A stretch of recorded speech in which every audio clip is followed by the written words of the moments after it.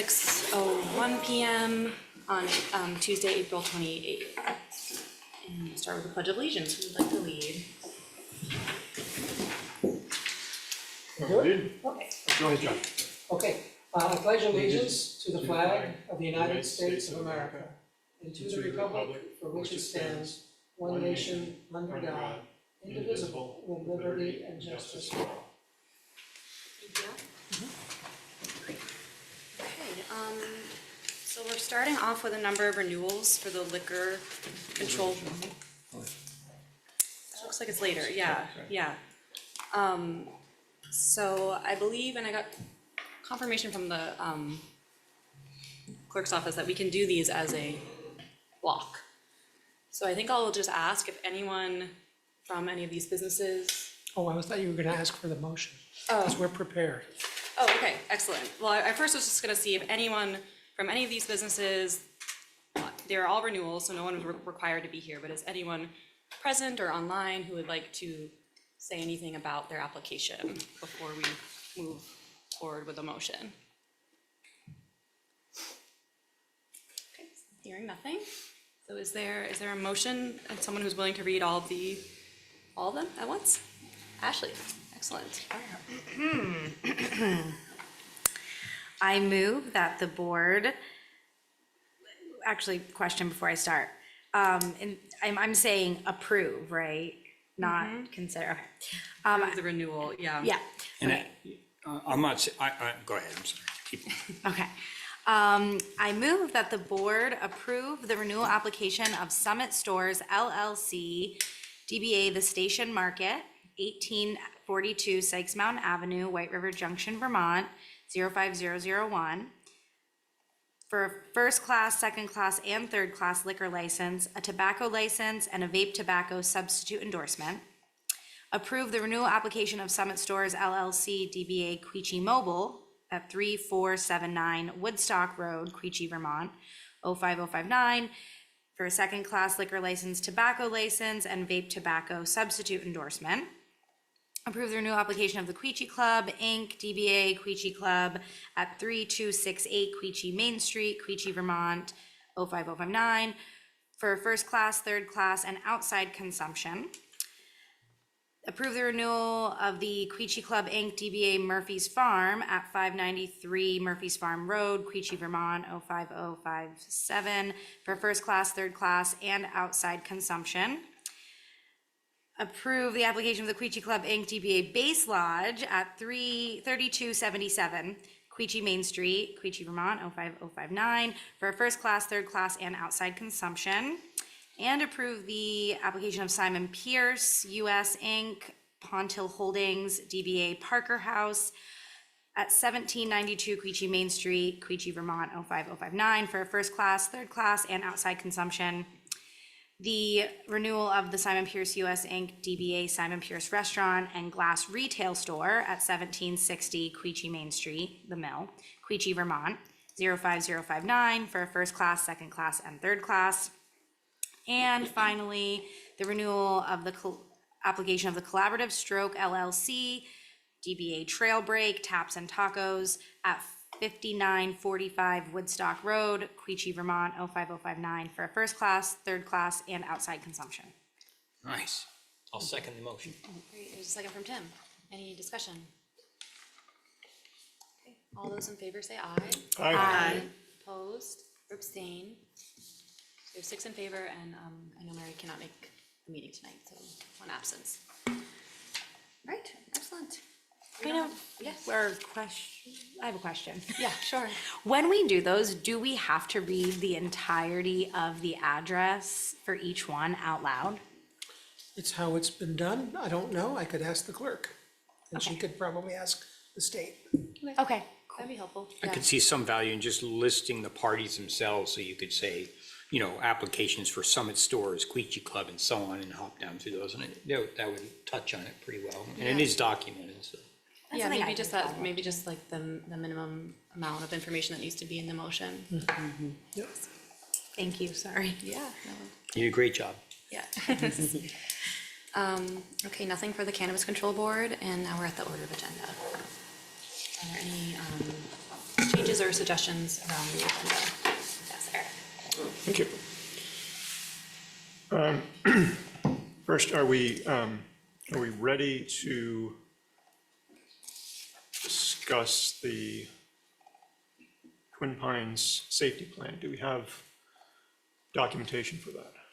So this is agenda item 5G. As of earlier today, there was no documentation, but that doesn't mean the conversation can't take place. You and I have had a little back and forth about that.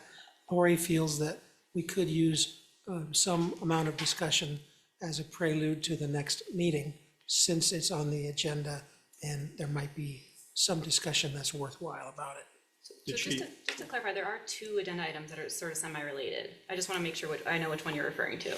G, the safety plan, or H, the task force? I'm looking at a different version of I'm looking at the online version.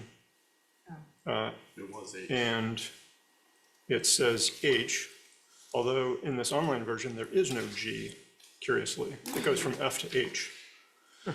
So the one I'm talking about is the safety plan. Okay. And I feel like we spoke about it last meeting. And it's unclear to me what else we need to cover until we actually have a draft in hand. And so if Lori indicated specifics about what she wanted to discuss, then I would be fine keeping it on the agenda. However, if we're just going to be talking around it without a draft in hand, my suggestion would be we strike that from the agenda for tonight. She will be down later, of course, to talk about the task force and perhaps other matters with the board. One option might be to simply ask her at that time, or you can make your decision now. It's up to you. Do we anticipate anyone else joining from Twin Pines? Or? Miranda might know. I don't know. I was under the impression that Andrew would be coming, but I don't know for sure. Well, I think you bring up a good point, that if we don't have materials to kind of chew on and think about, it's very difficult. It's just a kind of unless we're worried that our expectations for the safety plan are so far off the mark from what's being created that there's going to be some major gap that's hard to fill. I don't know. I mean, I don't know what the goal is here for having that and discussing it. And I'll just add too that we did discuss the safety plan a little bit at the last meeting when we were talking about the working group. And we talked about MOUs and letters of support, and I did pass that message along to Andrew when we were communicating about the working group. So I don't know if there is more to be said right now, or. Yeah, I mean, I have the same question. I would, Yeah. sorry. Yeah, I think I'm aligned with what you're thinking on this. It seems like if there perhaps is an update, it probably could be communicated over email. Yeah. Okay, so that was the first suggestion. The second one would be to pull the executive session forward so that Lori, because she's part of that, I believe, can leave a little earlier this evening and drop that into place before the update on capital improvement project or after that capital improvement project update. So just trying to shift things around. We don't have to do that, but it would just maybe allow some of the staff to take off a little earlier. That'd be Unless appreciated. Lori's going to be here for the CIP update. If she is, then, if she's not, then we can put it in front of that maybe. And she's involved in the project to some extent. I don't know that she'll offer much tonight. That's pretty much my report to you. So I don't think it would be a bad thing to do it before the CIP. Okay. Does that, what time, do we have a sense of what time savings that really represents? It's not Because so when much you say savings, it's just that allows staff to maybe continue their evening. Yeah, I Like about an totally hour. agree with what you're saying. I'm just saying, where does it sit now and how much time does that save Now it her? sits at 8:55. I mean, we would be moving it to around 8:20. Is there any reason why we couldn't put it before 5A? Lori is gonna be talking Yeah, about sure. the VCDP grant. She'll be here. Oh, okay. Yeah. Okay, fair. All right.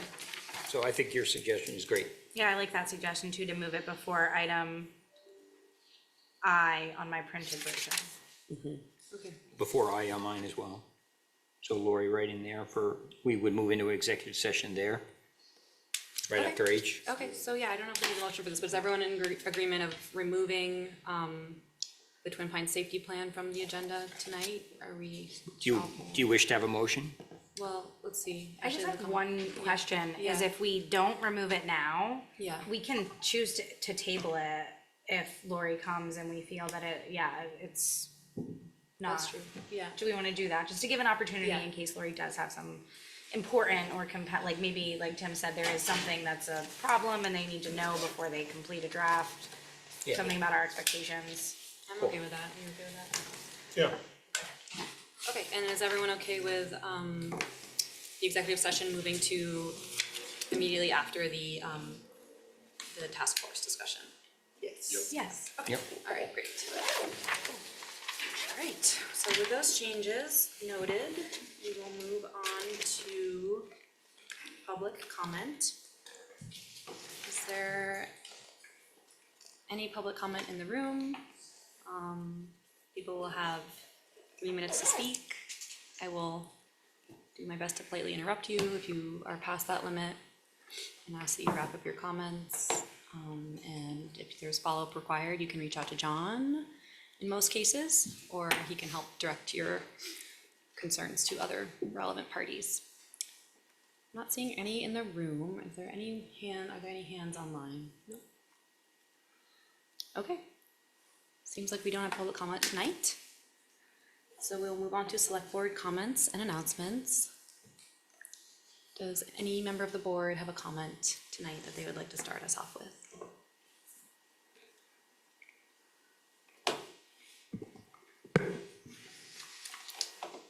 Not seeing any. I'll go down the line. Mike, do you have anything? I don't think so. Okay. Eric? sure. Not this past Sunday, but the one before, we had a little power outage, which is usually the only time I think of Green Mountain Power.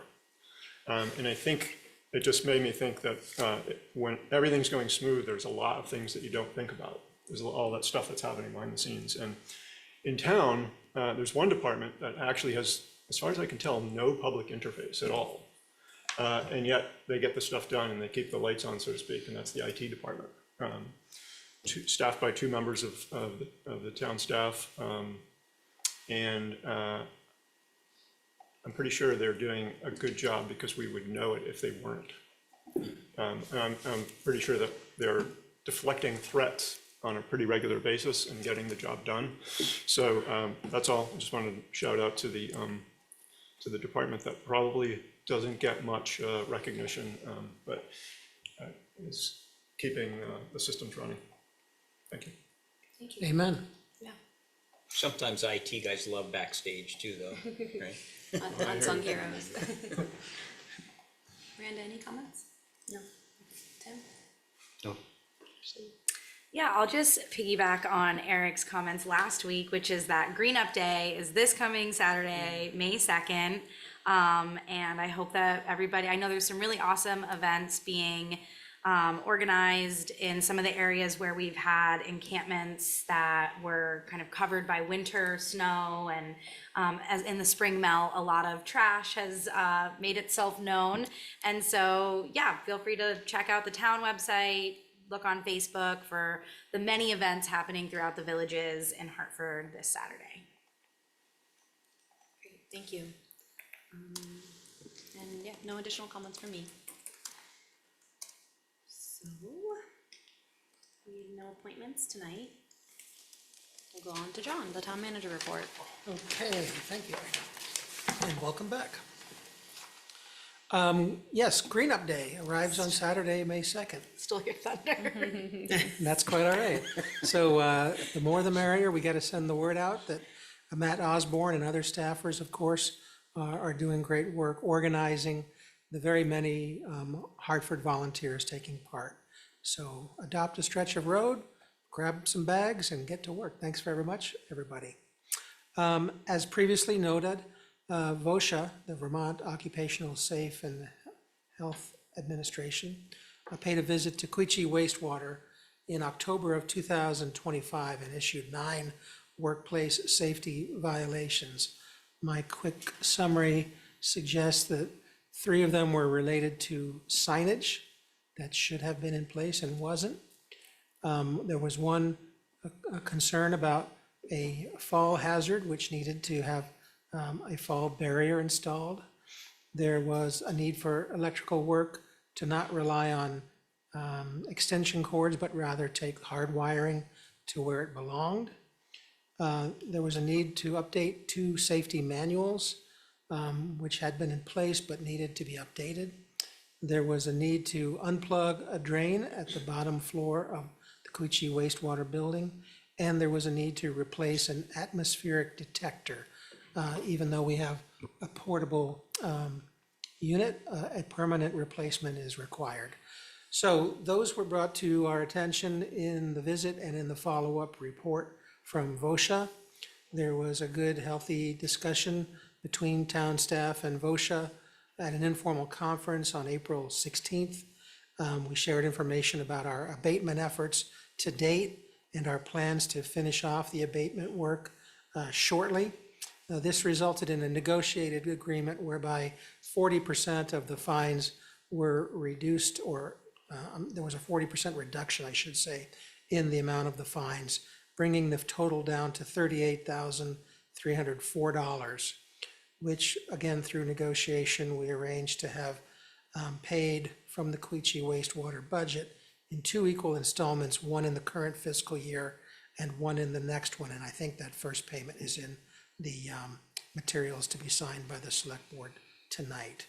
It is certainly a regrettable experience, but one that hopefully will serve as a good learning opportunity. I know that as part of our response, we're not only doing the items that needed to be done, but we've also signed up for a pretty aggressive safety review by an outfit known as Project WorkSafe that will come to various sites and provide kind of a laundry list of recommended safety upgrades. And those have been discussed between the members of the Hartford Safety and Wellness Committee now for several months. And we're looking forward to working with Project WorkSafe to proactively deal with other potential shortcomings at other facilities around the town. So stay tuned for more on that. I will be out of the office attending the first day of a Vermont Town and City Managers Association conference Thursday, and on Friday I'm having minor surgery to straighten out a couple of fingers. I've got Dupuytren's disease, which causes fingers sometimes to slowly curl, and I've had this one done and it's time for this one. So that's full disclosure, more than you needed to know. The assessor's office is working on the 2026 grand list. Finance department is going to be meeting with the auditors from May 5th to 7th. That was scheduled for earlier, but there was an illness that forced it to be rescheduled. Finance has begun reviewing financial statements with a goal of presenting materials and an update at the May 26th Select Board meeting. Parks and Rec report includes an update on the Hartford Monument Committee, notifying the department of the delivery and installation of a second Veterans Monument in Veterans Park. The new monument installed on April 23rd and honors military members who served during the Korean, Vietnam, and 1975 to 2025 era conflicts. The event will be held on May 25th at 10 a.m. I believe that's Memorial Day. I'll be there. Again, Green Up Day, I won't belabor that. The town hazard mitigation plan is in process. There was a workshop held with the Planning Commission on the draft. Planning Department also notes that the ongoing there several nights will be devoted to the ADA workshop, intensive workshop at the Senior Center with AARP participating from May 11th, May 12th, May 13th, from 5 to 7 at the Bugbee Senior Center. See the website for more information. Public Works reports that they're doing springtime paving, still within our FY26 paving budget. Staff are in the process of reviewing RFPs for fiscal year '27 to include aggregates, calcium chloride, chlorine, diesel, heating oil, lawn maintenance, polymer for treatment, propane, Quechee main system, grease removal, sludge hauling, and wastewater collection line cleaning. The Highway Division notes that Mike Coleman, David Folensby, and Lee Tillotson and Tom Stanley worked together with their colleagues at the Water Division that include Matthew Terry, Brian Davis, and Jeremy Bergeron to work until 2 a.m. on one occasion to fix a water main break on North Main Street. So we definitely appreciate that kind of commitment to getting the job done in difficult circumstances. Quechee Wastewater notes that they've had successful E. coli tests the last 3 times they've done their testing, so that's good news. The Fire Department notes that they responded to a 2-vehicle motor vehicle collision involving a tractor trailer and a passenger vehicle on I-89. And on April 13th, they assisted law enforcement in the search for an individual reported to have jumped from the Quechee Gorge Bridge. I'm able to report that that body was located and recovered earlier today. There was a mutual aid structure fire in Windsor. The department responded to Windsor on a mutual aid request for a structure fire. On April 15th, there was again large-scale searching with other departments to try to locate that missing person who had perhaps jumped off the gorge bridge. Police department was also involved in that rescue and recovery process. We appreciate everybody from all the different agencies who have tried to help find that person's body. On April 19th, the Hartford Police Department responded to an I-91 northbound vehicle near mile marker 69 to assist the Claremont Police Department with a motor vehicle pursuit traveling toward the town of Hartford. Claremont Police had suspected the operator to be intoxicated and attempted to initiate traffic stop prior to the pursuit. As the fleeing vehicle passed into Hartford, Hartford police officer Goslin and Cronin both successfully deployed spike strips to stop the fleeing vehicle, successfully deflating 2 tires, effectively disabling it. As a result of the effective communication between Hartford and Claremont police units, the effective use of equipment and proper training, the pursuit was terminated and the operator taken into custody with no risk to the broader public. Thank you. Thanks, John. Hey, John. Any questions about the report? Okay. We'll move on to board report, motions and ordinances. We're not hearing from any committees or commissions tonight, but we're starting the practice of having those early in the agenda in the future. So our first item is the food truck vendor permit and fees from our Parks and Rec department. Hi, Scott.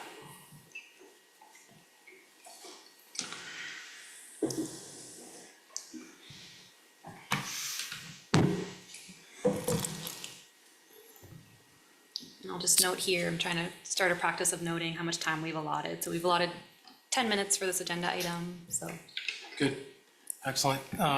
Madam Chair, Select Board members, it's always a pleasure to be here to introduce Park and Recreation items to you. So we have before you the agenda memo regarding the park mobile vending permit fee. In short, we applied for and received an administrative zoning approval effective April 23rd for food trucks, vendors, and designated areas of specific public parks. We look to implement the program in our parks, which aids in enhancing overall park experiences for visitors and providing convenient vending options for park users and visitors as well. This offering supports our program usage, permit users, increases the park experience, and supports the local options tax revenue for meal sales. As the agenda memo states, the town annually reviews and approves fees and charges for departments Parks and Recreation is requesting to add mobile food vending fee to our existing fee schedule. The Select Board must approve the recommended fees for mobile food vending in public parks for current fiscal year. Fees for the park season, May through October, include a daily permit of $25, a weekly permit of $100, and a seasonal permit of $750. There's a copy of the fee schedule that highlights that in your packet, and the recommendation is for the Select Board to add the current Town of Hartford Parks and Recreation fee schedule, the mobile park vending or food vending fee of $25 daily, $100 weekly, and $750 seasonal. And I'm here to answer any questions that you might have. Thank you so much, Scott. Questions for Scott? So I have a few. Does this apply to the Nighthawks overlay? No. Okay. Also, like the per week to the annual is a pretty big jump. So would it be, how many weeks of anticipated food truck need, you know what I mean? Like it almost, for $25 a week, it would take several weeks to catch up to $750, so. $100 a week. Yeah. 25 a day, 100 a week, 750. So, yeah, so anyway, I was just So curious. there's really, there's not a huge amount of science to it. We did some research related to kind of New England communities and what's out there. And the annual fee is probably the only one that's got, is much lower than some of the other communities, maybe even like Keene, I can't remember the other one, but it's anywhere from $1,000 to $2,000, depending on the venue. We felt that to try this, that we would see if $750 annually would somebody be interested in doing it. I'm not really sure. Yeah. It's just going to be a trial and error, and we might be back when we do our regular fee schedule for FY27. We might be asking to change that a little bit, depending on the outcome of getting this out there. So two other quick points. One is, is this offered as kind of like a competitive bid thing? That is to say, you got 3 wiener people and you say, which one of you guys want to cover this park this year, or how does it?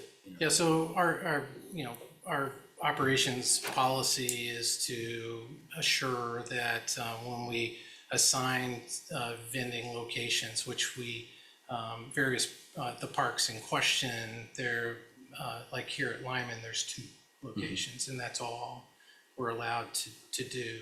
Maxfield, there would be 3, for an example. So the idea would be is if we already have a hot dog vendor here at Lyman Park, we're not gonna approve a second hot dog vendor. Really first come, first serve at this point.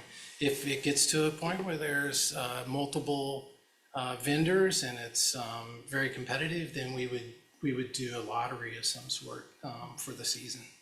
And then the final thought was that if you find a particular food truck and it ends up being sort of a marginal situation, or there's problems, do you have enforcement capacity where you can say, this really isn't working out, That would all fall under the town's itinerant permit.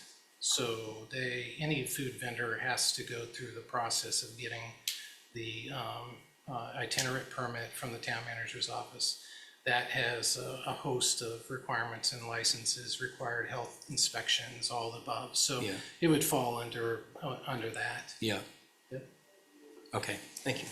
Scott, I'm just curious, have you been in touch with specific vendors who've expressed interest in We this talked to a outcome? couple that might be interested. Nice. We've had a lot, honestly, what this all kind of stems from is folks, and when we survey folks, as well as people requesting when we have our concerts in the park, it'd be nice if there were food trucks available. It might generate more people to come and bring the family, have dinner and listen to some music versus trying to get down to the park for the concert and feeding the family beforehand. So we really don't know. We might have one for the entire park system, or or we might have multiple. Or It's, may inspire people to start food right. trucks, yeah. Yeah, But I'm exactly. curious, do you know Yeah. who you've talked to, which businesses have expressed interest? Loaded Tots is one, and then a hot dog vendor.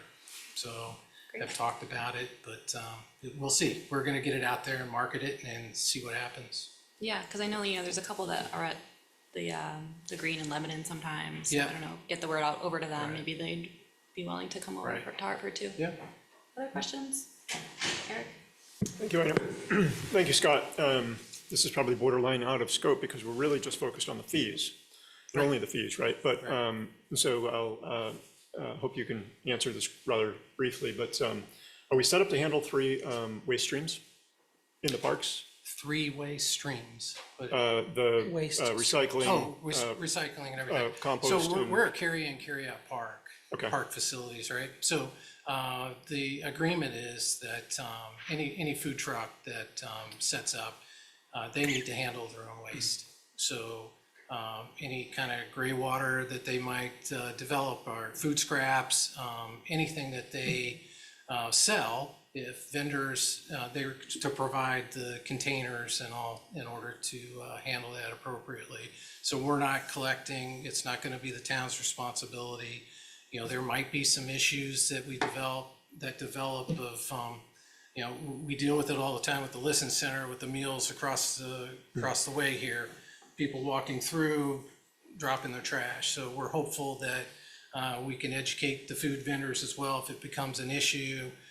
Require them to remind their customers that before they leave the park, if they're still there, consuming the food, that they please dispose of their trash and waste in the containers that they're providing.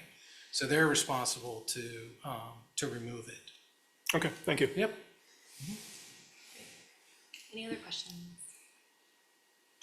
Yeah, sorry. Oh, I had a you're quick fine. one. It's okay. I don't think you answered it. I was just curious, I mean, you said you did a bunch of research in surrounding towns. Do you know what Lebanon, I know it's across the river, but. Yeah, we did a New Hampshire and Vermont, just comparison, and here, I don't think specifically Lebanon was listed. We did across Massachusetts, New Hampshire, Vermont, Maine, and Connecticut, and typically it was $500 per day.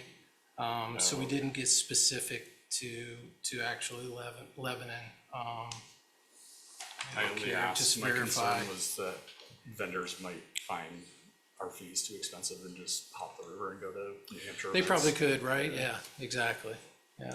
I mean, Seems like maybe if that that's would be the case, opposite, Yeah, like seems we'll like be we the are. lower These are cost. Hopefully they'll Yeah. come here, maybe. We'll be getting all of it. I'm just $25 a day is looking pretty. here.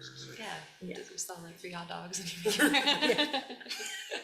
Fenway dog, Fenway. Yeah, so we had kind of also a low end, a mid-range, and a high demand locations. Daily was, and on average, again, the low end, small town, $25, mid-range, 35 to 75, and that was for daily. And then, weeklies were 100 to 300 in range. So, we just utilized that as our benchmark to try to set our fees versus just comparing to Lebanon. Cool, thank you. Great, yeah, it sounds like you're going with the safe, low end of the range, so to begin and see how it goes. Yeah, we'll see how it goes. If it's really popular, then, it'll be a good thing for us. Definitely. I hope some people come to Kilowatt. Yeah. Ida, Yes, thank you. Ready to make a motion if we're ready for one. I think we are. Very well then, I move that the select board approve adding to the current town of Hartford Parks. Let's start that over. I move that the select board add to the current town of Hartford Parks and Rec fee schedule the park mobile food vending fee of $25 per day, $100 per week, and $750 seasonally from May to October. Second. Second from Miranda. Any discussion? All those in favor say aye. Aye. Any opposed or abstain? Okay, thank you so much. Thanks, Scott. Thanks, Scott. That's Exciting, exciting. exciting for the summer. See if there's some good food out there. Can't wait to eat some hot dogs. We need to have Sure, I have new something other than businesses hot start up with food trucks. I'll be looking for something to do during my retirement. Yeah. What would your food truck be, John? What would your food item of choice? Chocolate chip cookies. Okay. Oh, okay, that, mobile desserts, untapped market. Here comes the cookie truck. Okay. Next up, we're gonna consider the purchase policy waiver for the HPD dispatch console workstation. Really quick, I think the Wi-Fi password is guest 2024 with a capital G. You're For the welcome. capital D, yes. Hello. So Scott Smith from Dispatch is here to, Hi, another Scott. Hi, welcome. Thank you. Yeah, thanks for coming in, and looks like we put 5 minutes on the agenda for this item, so That's- hopefully you can that's run us good. through it It's pretty 5 quick. minutes more than I need. Okay, great. Yeah, we're seeking a waiver for the purchasing policy for our fourth console. I don't know if you all received the email for, Yeah, yes. we read the materials, yeah, so it's just, there's any very high level points you wanna make about it, just a little background, when we first bought the current consoles a little over 4 years ago, we purchased them in mind to expand, and they produced the best layout of all the vendors that sent in their RFPs, so that's one of the reasons we went with them. They set off the computer access areas to the side instead of storing them underneath where a lot of vendors had their equipment stored underneath, which if the IT had to get to them, they would take the console out of service. Our current system setup is where they don't have to take them out of service, they can access the computers. okay. It's like more, mixing vendors can introduce risk and reliability and maintenance. The current system is supported as a single cohesive installation. Adding a different manufacturer may complicate service, warranty coverage, future upgrades, and responsibilities for performance issues could be divided between vendors. I'd just like to add that our current vendors, warranty is pretty good. It's a lifetime warranty for anything that they built, anything that they supplied that goes along with the console. They have a 10-year warranty on it. So it's another reason we went with them. All right, great, thanks for that info. Do we have any additional questions? I know there's some over email already, but any other questions still out there? If not, I will take a motion. I think it's on page 157. Right. Oh, there's a hand online. Oh, okay, we can hear one comment from someone. Go ahead, Heidi.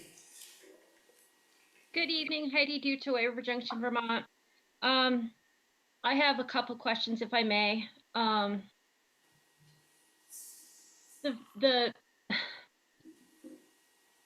The $50,000 that was just approved on the March ballot is in the fiscal year 27 budget, and the budget doesn't begin until July 1st. So I'm really a little bit confused how we're discussing this item on this agenda.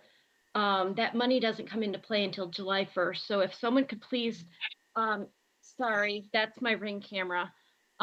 If someone can please explain to me how we're discussing an item that is not an everyday use. This was an extra console that was supposed to be in play so that we could take on other towns. This is not just for our regular use. This is for extra. So if this could just please be explained to the regular day person why we're discussing these funds that shouldn't even be discussed.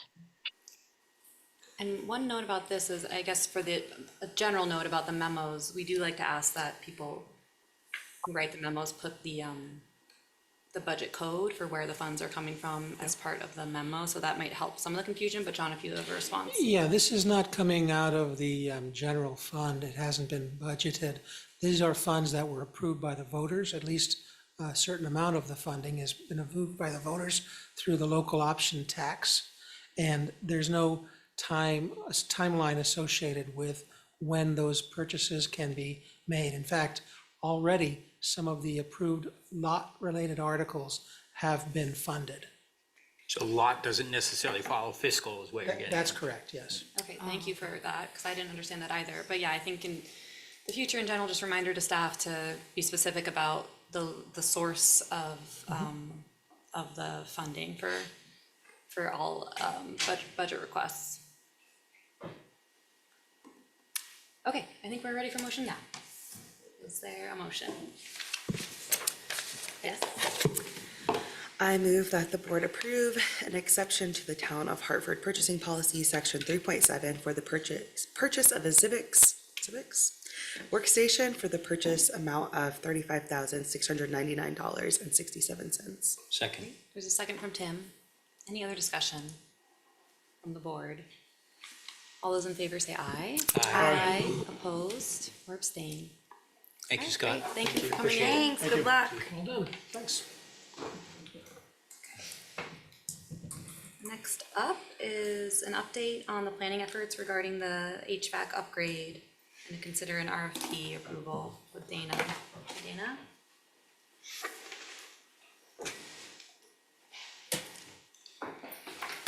Welcome. So we put 20 minutes on the agenda for this. Lucky you. right. If you could do your presentation in under 5, that would be excellent. So, yeah, I'll just, I'm setting my alarm, just so you know I'm messing with my phone. Oh, Just- commitment. Well, you know. Appreciate it. So, as you're all aware, I'm sure we've had issues with the town hall HVAC system for the past, at least since I've been here. It seems to be a combination of install issues, really a lot of install issues. Piping runs underground where the heat is there sucked out on the way from the condensers into the building. There's about an 8-foot run of piping that runs out of ground, pulls a lot of heat out of the piping. When it was installed, it's become clear that they did not remove copper shavings from the piping, which has now worked its way into all kinds of various gaskets and whatnot. The system is continuously leaking, and I was informed, I believe in November, from Alliance, who's been doing the maintenance on the system for the past 4 years, that they will no longer be allowed to recharge the system for the second and third floor, meaning that they're no longer going to be allowed to put more fluid in there because the system leaks, and it would be a huge EPA violation. On top of that, this system, like all systems of this period, runs on a fluid called 410A, which is currently being phased out, meaning that through international agreements, basically every country in the world so far has gotten rid of these systems. The US is now in the phase out process, meaning companies are no longer allowed to manufacture these systems, and they're starting to slowly, well, not even slowly, they're starting to quickly not make large components of these systems. So if something like a condenser dies on one of these systems, it's likely that you won't be able to purchase a replacement part. So given these confluence of events, I believe it's time to pull the trigger and start working on replacing the system. I believe it'd be prudent to hire an engineer at this point to help guide us through this system install, oversee the system install, and commission the system, meaning sit there, look at it, and make sure that it's done properly. In the board packet, I presented an RFP that would help, that I would like to release to find a consultant to start this process.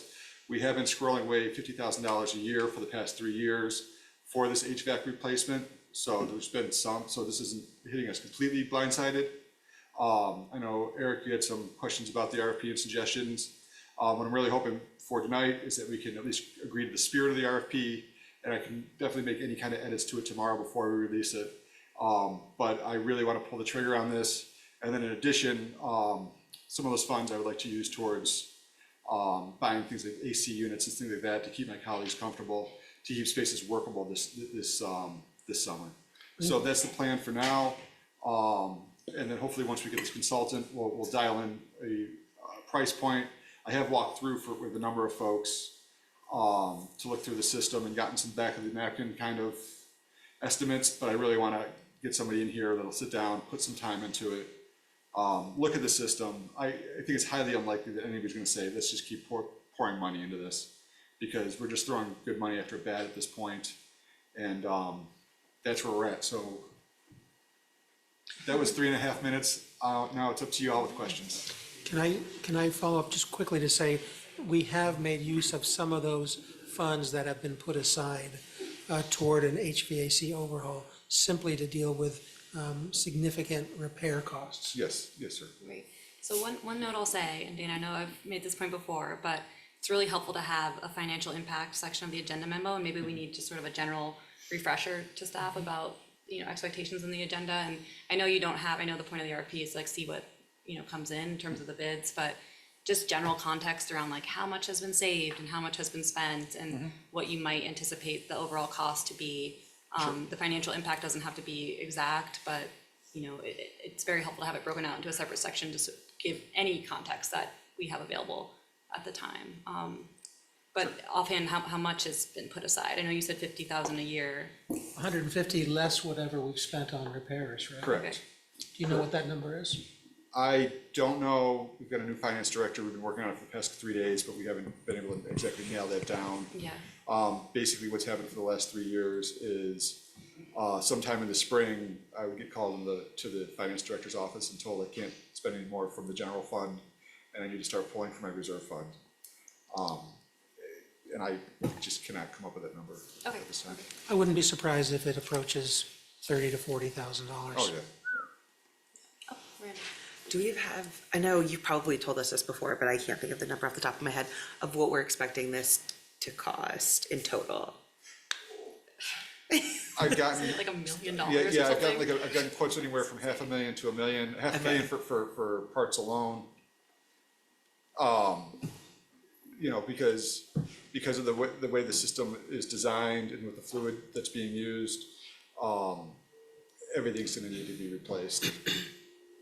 And that's what the consultant, $1 million? Yeah. Okay.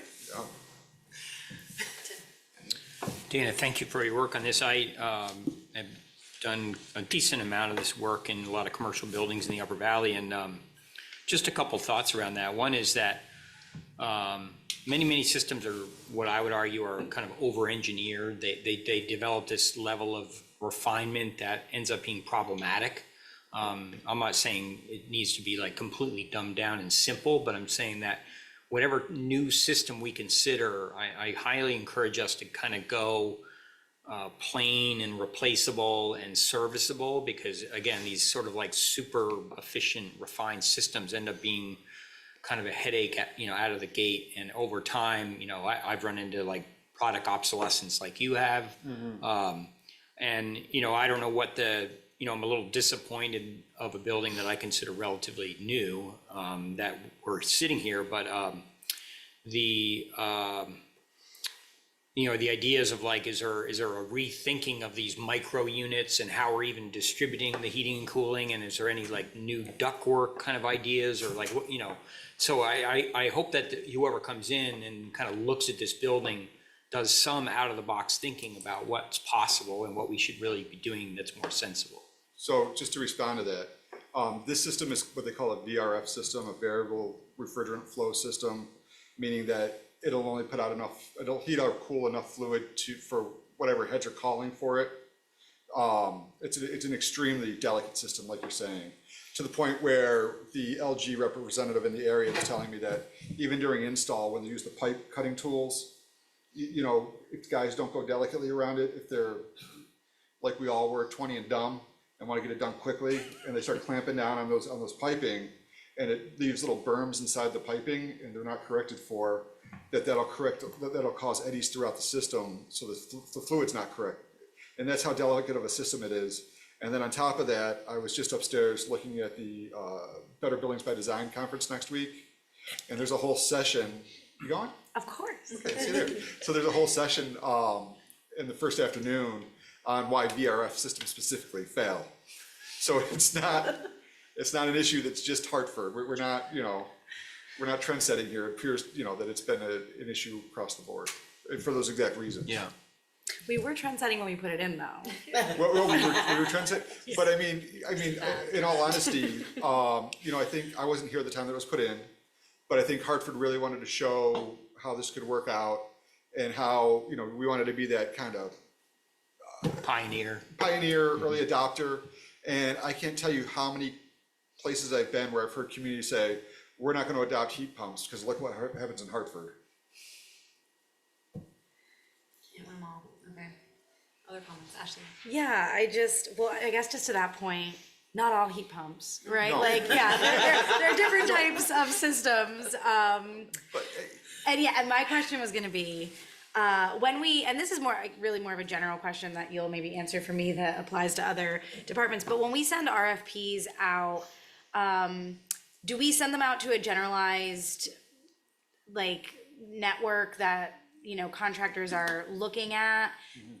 And are we able to send them directly to contractors that we're interested in, and is that common practice? yes.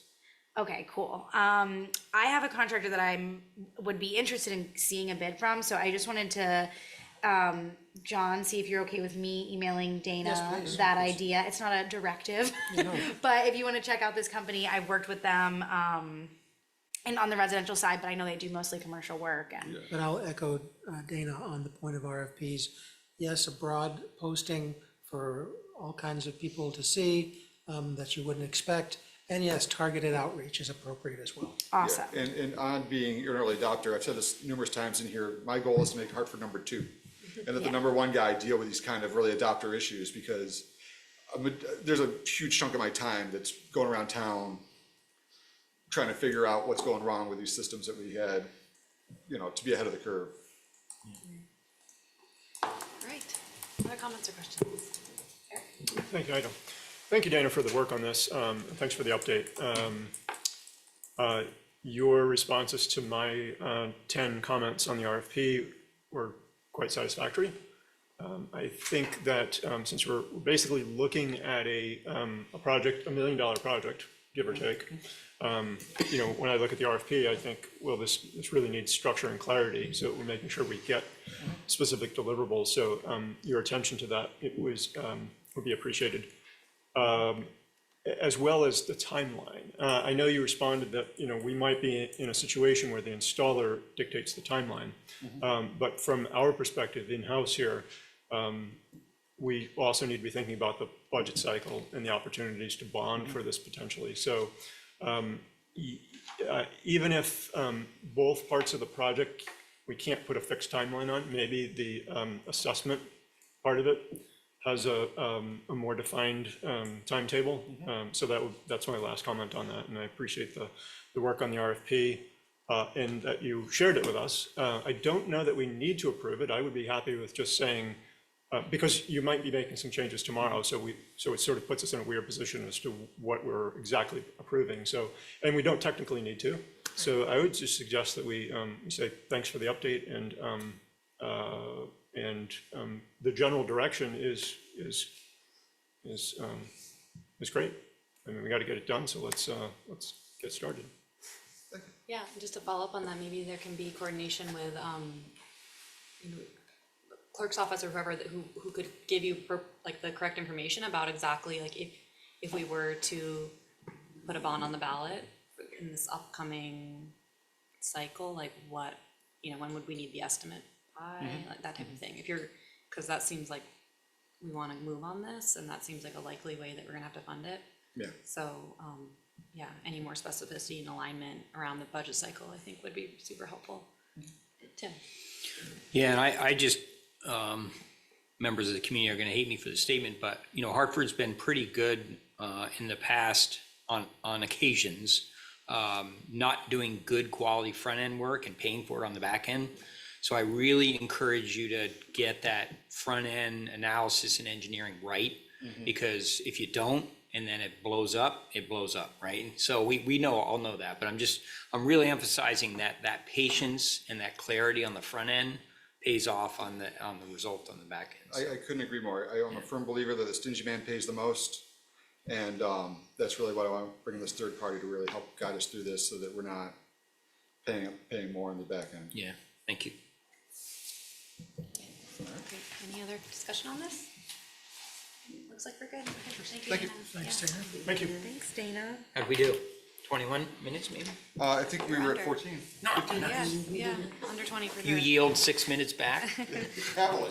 We're doing great so far. Whenever we, I'll see you Not gonna jinx next it. week and we can nerd out further on HVAC. We're losing in 6 minutes. wow, drill sergeant. Okay. All right, next is the, a request from our parade organizers about the town costs and fees. Yes, we've got Phil Sargent and Dave Briggs and I think Gail Ottman as well. No, I guess not. Dave Briggs and Phil Sargent are here from the joint committee. They've provided emails that you've got in your packet articulating their rationale, but they can speak for themselves, of course. Okay, great. Welcome, David. So we've put 10 minutes on here. So if you could give an overview in about 3 minutes, that would be wonderful. 3 will do it. Okay, great. Okay, I'll give you the lightning round here. So who are we? We're the Hartford High School Alumni Association, and the request is for the use of public streets and Lyman Point Park, plus to have the town provide fire and life safety support, all without fees. That's why we're here. I might add that Lyman Point Park is, this year is the 250th year, and that committee is our partner in this. It was me personally that led the bicentennial movement 50 years ago, and we built Lyman Point Park, so I feel like I've got ownership on a lot of levels. This event is of general public appeal. It's family oriented. It's a benefit to the local economy in terms of rooms, meals, and other purchases, all in support of local businesses. It encourages Hartford alumni to remain in touch with family and friends and to come home, and along the way financially support Hartford High School scholarships to its graduates. We do know that there's a bit of a precedent insofar as supporting locally grown community events like the Gory Days Parade. So on some level, this is it's comparable to that. We really want to be able to preserve the funds we raise to bolster up those scholarships and keep that goodwill going. We think that the use of these facilities are why we in fact pay taxes. We think it's just self-evident that we should be able to use what we bought and paid for, and that's the basis of our audacious request to have it done for free. We originally started off anticipating that we could get a $10,000 a year allotment from the local option tax, insofar as that fund has been not crystal clear on what the priorities of it were ever going to be, and it's raised 40% more than was anticipated. But that got winnowed down to $5,000 the voters approved one time. And so we think going forward, we've stepped up and shown that we're going to assert ourselves and raise money. If we can continue to prove that, we would ask that this be an annual renewal to be relieved of these fees and those kinds of public support, of which as taxpayers and constituents we feel like we've paid for. Quick summary, it's 2,000 to 4,000 people it impacts. It brings people back home to Hartford and to the local economy. It's the event unequaled in some ways because it couples up with the 250th year committee. It's a showcase of the community to all people who see it. It enhances civic pride from which all residents benefit. And just to emphasize one more time that we're here to get relieved of those fees and have it be an annual commitment that the town makes to us, given that we are here forever. Thank you. Phil Sargent is with me tonight, and Phil's a little younger than me. He's so young, much younger than me, that by the time he got out of high school, I was out of college, a professional engineer, out of the military, and had a kid and one on the way, but Phil's catching up. And we work together well. And so, Phil, is there anything you'd like to add to this? I would just like to add that one request is that the Hartford Police, we in order to approve the permit, one of the permits to the state, we need to have police to direct traffic on the Route 5 bridge, as well as the intersection out here, the Pine Street intersection. And, it's been difficult in the past several years to obtain the Hartford police. They stretch kind of thin, I know. And we've been fortunate to get the Windsor County sheriffs. But, I just my feeling is that to have Hartford police lead the parade and be the, directing traffic kind of makes Hartford. It's part of the whole thing of bringing Hartford home. And, we invite, the town manager, all you folks to participate in the parade every year. And we get DPW usually has a vehicle in the parade just to kind of showcase, where our tax money's going, as well as, the fire department, they have vehicles as well, so. Okay, thank you so Just much. trying to hope that Hartford can, I put in a request, for the police, but they can't really guarantee that they're gonna do it until, towards the end, so then we scramble to get the Windsor County sheriffs or whatever, so. Okay, yeah. I'm sorry that's been a struggle. I don't think we have authority over that particular matter, but tonight we can discuss the request, which from what I understand, I just want to clarify what exactly the request is. I saw one email exchange with an estimate from HPD that it was $1,790. For 3 officers for a 4-hour shift, I think. And is that the only request, or are there other fees that are being requested to be waived? Dave mentioned the fee for the use of Lyman Point Park, but I don't think that the parade organizers have ever paid that, or Scott routinely waives that fee. Okay, so the only request is for the waiving of the HPD, which the estimate is just under $2,000. I believe so. Okay, And I have talked with the chief to impress upon her that with this much notice, I would hope that on the 250th anniversary of our country, that they could find willing people to participate and to serve on that morning. So she and I continue to talk about it, but you can understand that a stretched thin department, those people who work so hard savor their time off, and this would be one of those times off. So I'll continue to do my best on that, and we'll be in touch with Phil throughout to confirm, hopefully, that we can provide coverage. okay, thank you. Okay, yes. Yeah, what is Chief Kelly's sense of that, of having enough staff to? She's already committed herself. And I said, look, you should be in the lead cruiser. And she said, no, we might have a tough enough time that I will be directing traffic. So she's committed to this, and I think that sets a good tone for her department. But again, at this point, I can't make any guarantees, but we're gonna do our best. Okay, Thank you. questions or comments about the fee aspect? Yes. The spirit of this is perfectly fine and justified. There's two kind of thoughts I have around this. And that is, one is, there are many other events, and, you cited Gory Days and other events that we've had in town where, indeed, perhaps they got police to support the event or something of that nature, but they also did not get money on the front end. So to me, it's a little different in that sense. The other kind of, for example, like I was on the Hartford Chamber for a while, and we used to, we do the Quechee Balloon Festival, which is a huge influx of people and money into the town of Hartford. And I know it's always been a struggle for them in terms of like, okay, who pays for what, what's the coverage, and that kind of thing. So I'm not comparing event to event. I'm just saying, I think what we need to do as a town is at least be consistent in kind of how we do this and evaluate this situation, and be fair to all events, actually. So it seems to me it's an evolving thing, and I don't think your requests are unreasonable, but I just am concerned about the messaging and the consistency around it, that we're doing the right thing. Ashley? Yeah, I hear you on that, Tim, but I do think the key difference there for me when I'm thinking about this request is that you can't just go take your family to the Balloon Fest for free and enjoy the parks and the games and entertainment, whereas this is a free event that's open to everyone in the community at no cost. So for me, that makes it really compelling.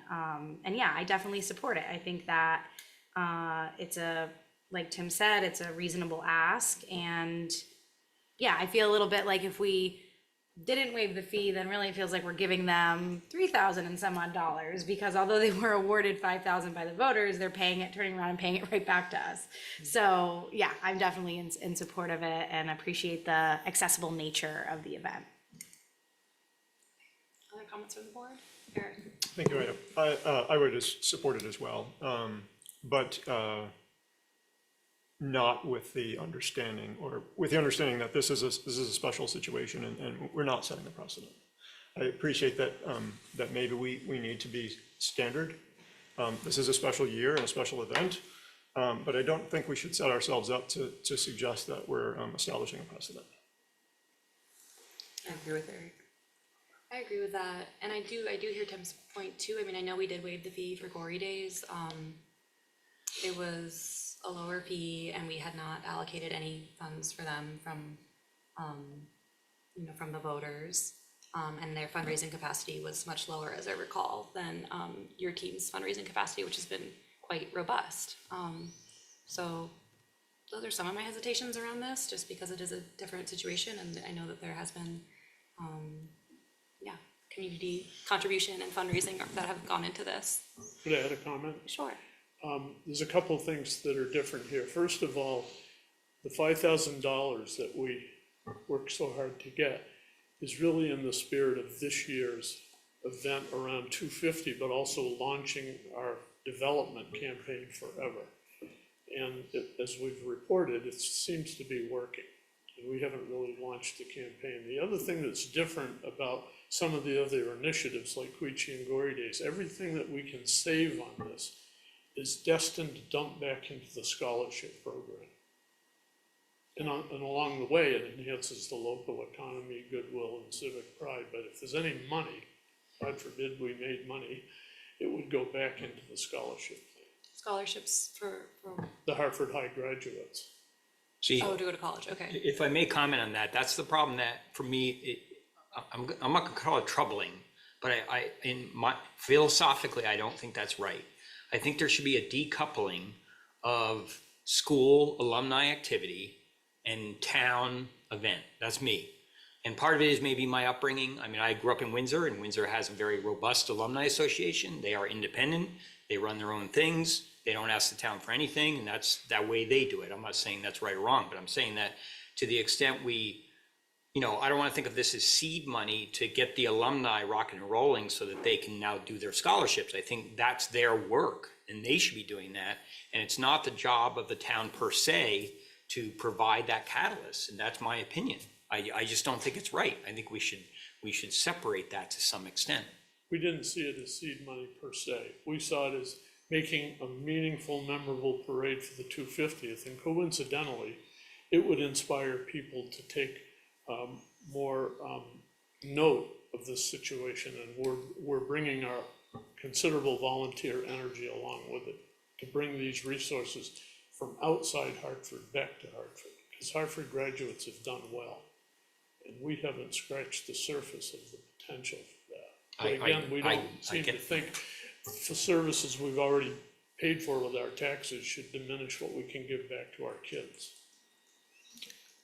My quick point is that the language of the local option tax article referenced an enhanced parade and did not talk about the issue of seed money or what have you for the alumni association. Correct, yeah. That's right, we're not using it as development for development costs. Yeah, and again, I'm not, it's semantics on some level, but I just think there's a value to recognizing the 250 as a valid, wonderful event, and yet the alumni work and that spirit and getting that energy and whatever you're going for, which is valid, should sort of sit in a somewhat separate camp. But we don't have the rich tradition for giving philanthropic support. That's a candid report. We don't have that, but now we're gonna get it.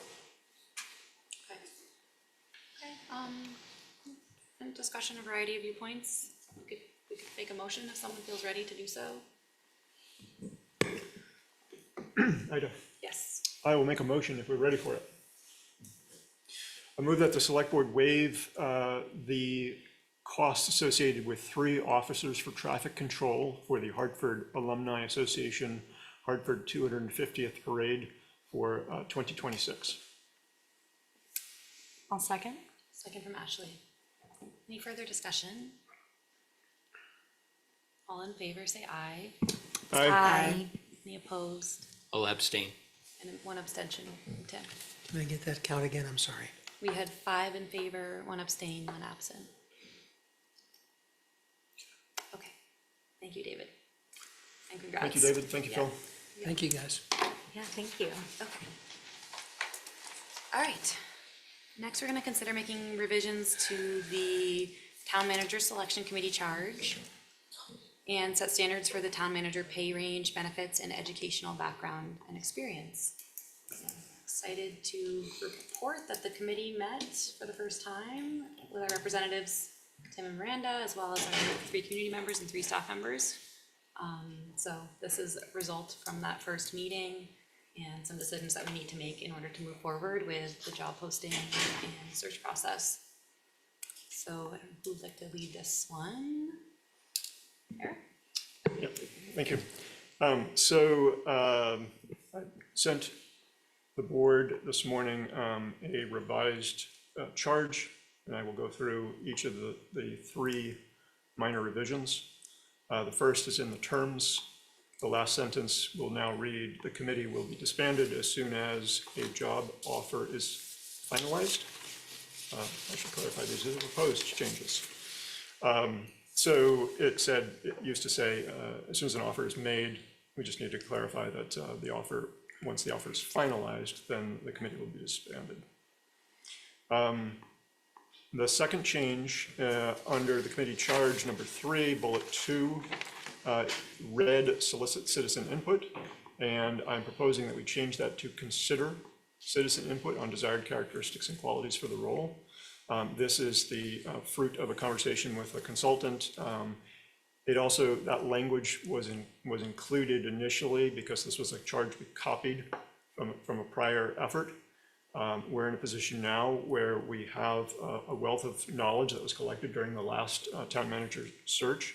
Conditions may have changed, but I think we understand the type of leader we're looking for in the town of Hartford. And so this is also aligns us better with the consultant's process to put a citizen engagement process up front would delay some of the work that the consultant or the contractor will do, the recruiter will do.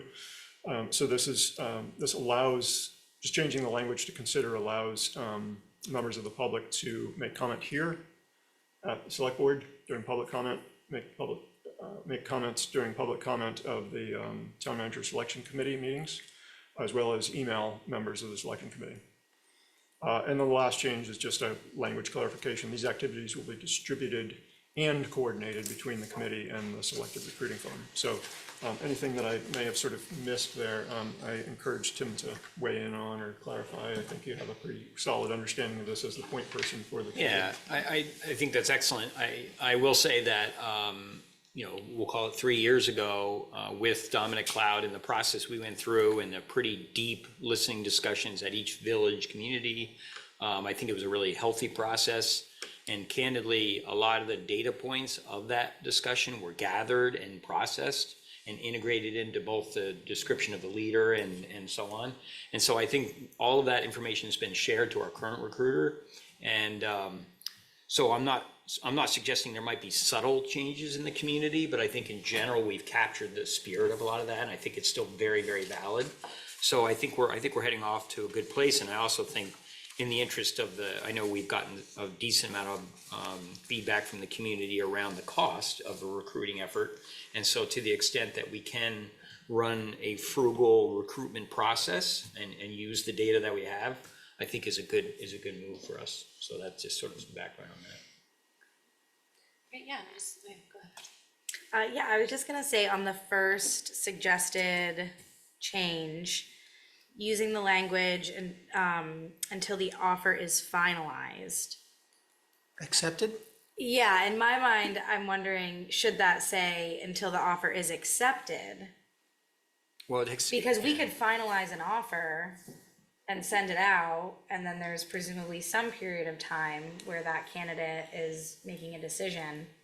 And if we then disband the committee and they reject the offer, Yeah, that was the concern brought up, right? So- I also That's think, better, that's better language. I would say that's settled. I chose the word finalized as in both parties have agreed, as in the contract is executed, but I think your suggestion is better. I made a change already. okay. well, actually, could we change that from accepted? Because they could accept and then something could come up in their background check or something like that. Because the background check isn't, I believe, is not interesting. conducted until after the accept. What So about- I what wonder about- if Wait, does it have contract. positions What is about, filled? what about the position filled? That's Yeah, like kind of that. captures all of it. That gives Boom. all the leeway Yeah. to get the job done. The Disbanded myriad. as soon as the job is. So for the sake of clarification, the sentence will now read, the committee will be disbanded as soon as the job is filled, or the position is filled. Yes. Position. Perfect. Sorry. That's a We good got some point. Daniel Webster's going on. I don't know who that is, Tim. I just want to underscore some of the points of Eric and Tim, too, around public input in this process. I mean, yeah, highly encourage people who have thoughts and considerations or input around our town manager search and hiring process to come to regular select board meetings and make public comment, and we'll be here always and open to your thoughts on that. And also the town manager selection committee meetings are public meetings. So the times and the agendas are posted, so the public is able to attend those as well. I mean, it's 3 months of work and the input points are appreciated and valid. So if people are listening out there, please be engaged and be part of the process. That's what we want. So, thank you. Great. And thank you to everyone who's serving on that committee. Yeah. Very much appreciate it. Do we need a motion for this? Do we need a motion for this? We do. Okay. Is there a motion? Let's see, this is gonna be I'm on. gonna just read it. Can we You just have wing a it? comment online. Oh, okay, let's hear one comment online before we move on to the motion. Heidi, go ahead. Good evening, Heidi Dutra, Waiver Junction, Vermont. I've emailed the select board a few times back and forth with members. I've brought it to your attention that in our town charter, it states very clearly that it is a conflict of interest to have an elected official sitting on this board. And I have not had a clear and concise answer to this question. And on your last line section in this agenda item, it says that you are trying to abide by our state statutes and our town ordinances and protocols, and I would like to know how you are going to move forward on this item that I've brought to your attention. Okay, thanks for that comment. Well, the select board members are also elected officials, so what, Heidi, do you know what? And what if I may, statute I'm sorry, go ahead. I'm sorry, I didn't mean to interrupt. Oh, no, sorry, I was just asking if you knew what statute that was, or I don't if you have don't, it- that's totally I don't, fine. I don't have it pulled up, but I That's will okay.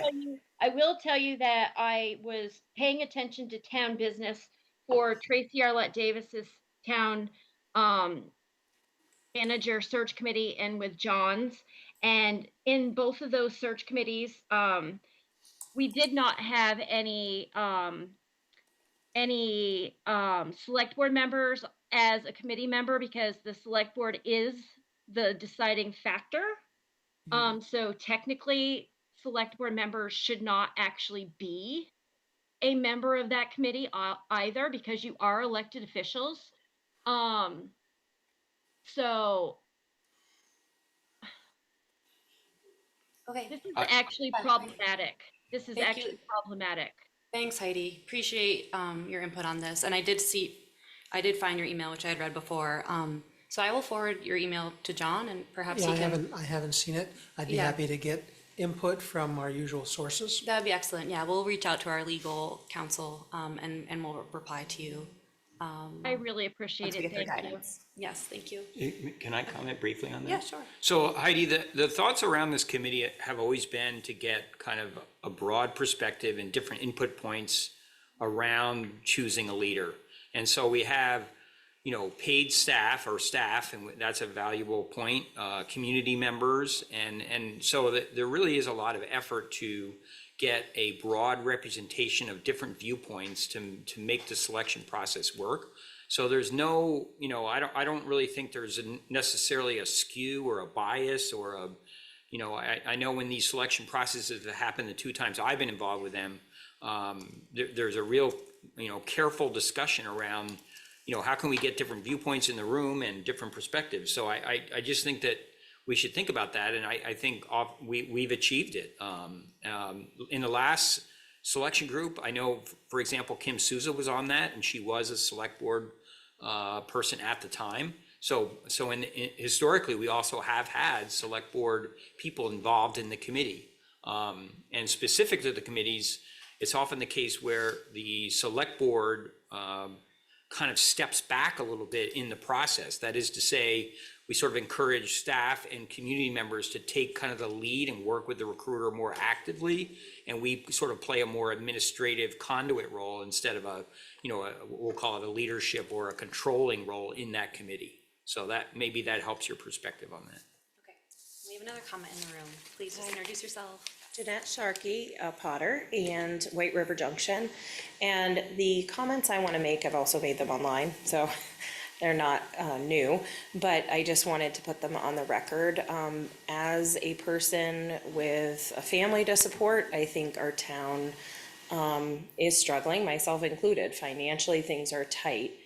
For me, it is very hard to have gone through this process maybe 4 times in the last 10 years, and it has not been fruitful to hire consultants to do this work.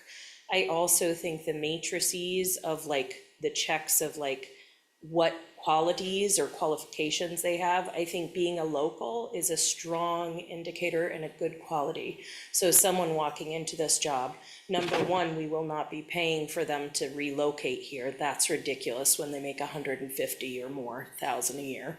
That's just not realistic for the base for what we're doing. They want to move here, right? They know this area. I just want that considered. That should be a key qualification, is that they know the area, they know how it works. I think that's where we've gotten burnt a lot, is people coming in from across the country or other areas that have no idea. So we pay a whole year of salary for them to learn where Nut Lane is, right? Okay, that's my Thanks, thank you for that input. Yeah, we definitely hear that. And I think the committee is thinking deeply about some of those issues. Okay, we can do a motion now for the revisions to the committee charge. Okay, Ashley? Okay, I move that the board adopt the charge for the hiring committee for the town manager as amended, as mentioned in tonight's meeting, with the 3 amendments. I'll second that. A second from Tim. Any other discussion? All in favor, say aye. Aye. Aye. Any opposed or abstain? Okay, great. Thank you, Eric. Thank you. Yeah, thank you all for working on this. Okay. And, Oh, do we still have to set the? oh yes, we're not done with this one. Okay, so the other part is about the pay range, benefits, and educational background and experience. So there's a memo about this on page 185. Were there any comments or questions about these pieces of the job description? Yeah. So I am in agreement with all of them. I think the only thing that I would edit or suggest that we edit is the annual COLA and raises available to other salaried staff. I feel like there's right, our lowest paid employee versus our highest paid employee, there's a very stark difference in what that pay range is. And I think maybe a tiered system of benefit, of raise, like, you know, a COLA as like a tiered system would work better, because, right, if you're coming in, you're getting like $6,000-7,000 a year raises just as cost of living benefit, and I would argue that your cost of living is, you can live on that salary in this area. So, yeah. And so I think your cost of living is not like the cost of living benefit is not equitably distributed. You're suggesting we decouple that from the package, if you will, so that I mean, anytime I've ever seen this done, it's done on a year-by-year basis with the leader and making that determination and say, yeah, it's been a good year and we feel like you've stepped up and we'll give you this or whatever. Well, And that's it- different than, I mean, that sounds a little bit more like, But is this? That's just a regular That's raise. Is he just a regular suggesting raise. that whatever the staff would get for a COLA, that this would also be applied to the town manager position? right. That's what right. it states. Because I think staff typically gets a 4% increase Well, for it's cost of living. 4% is a combination of a COLA, which in my term here has been 1.5%, and a step increase, which is 2.5%. So yeah, people often use that as a catch-all, COLA meaning the 4%, but in fact, there's, again, it's broken into two pieces. And so the 1.5 is the COLA and the 2.5 is, And the step is not performance related, it's just, It's another year of experience on your job. right. But again, that's for the vast majority or all of staff. I would argue that maybe the town manager position is maybe different. You might consider it whether you is want to treat it differently. So is there currently a step increase associated with the town manager role? As I understand it, the current town manager is at the far right extent of the step scale. So yeah. that there are no abilities to move okay. the salary further. I see. And the steps are determined by prior experience? Yes, I in that think that's role. how it works. so if we agreed to this language as it is, the same annual COLA and raises available to other salaried staff would be just the 1.5%. Right, unless you wanted to, as you say, or as somebody has suggested, maybe there's a COLA of the 1.5% plus something associated with the annual review. Yeah, okay, I could. Some kind of performance. I would detach it entirely, but that would be my recommendation. Not have any of it in there as language. And just, it would be a negotiated thing year to year with the town manager, and that's the way a lot of towns do it, I know. And I just think it gets, I don't know, because there are, you know, maybe years where you want to reward, you know, one of the things that was brought up in the search committee is the idea that, you know, if you hire someone at a pay scale and you create that wiggle room, you want to recognize their advancement and efforts, right? So in other words, as to give an example, let's say you would hope to hire someone at 150 instead of 160. The nice thing about that $10,000 differential is that the next year you can sort of like wiggle and recognize their efforts or, you know, performance and so on. Whereas if you hire at the top of the tier of the scale, you don't have any room to kind of show that improvement in that effort and recognize the performance, if you will. So.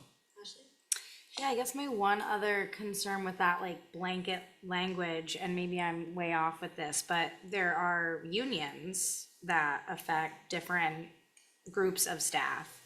And so I guess are those not counted as salaried staff or?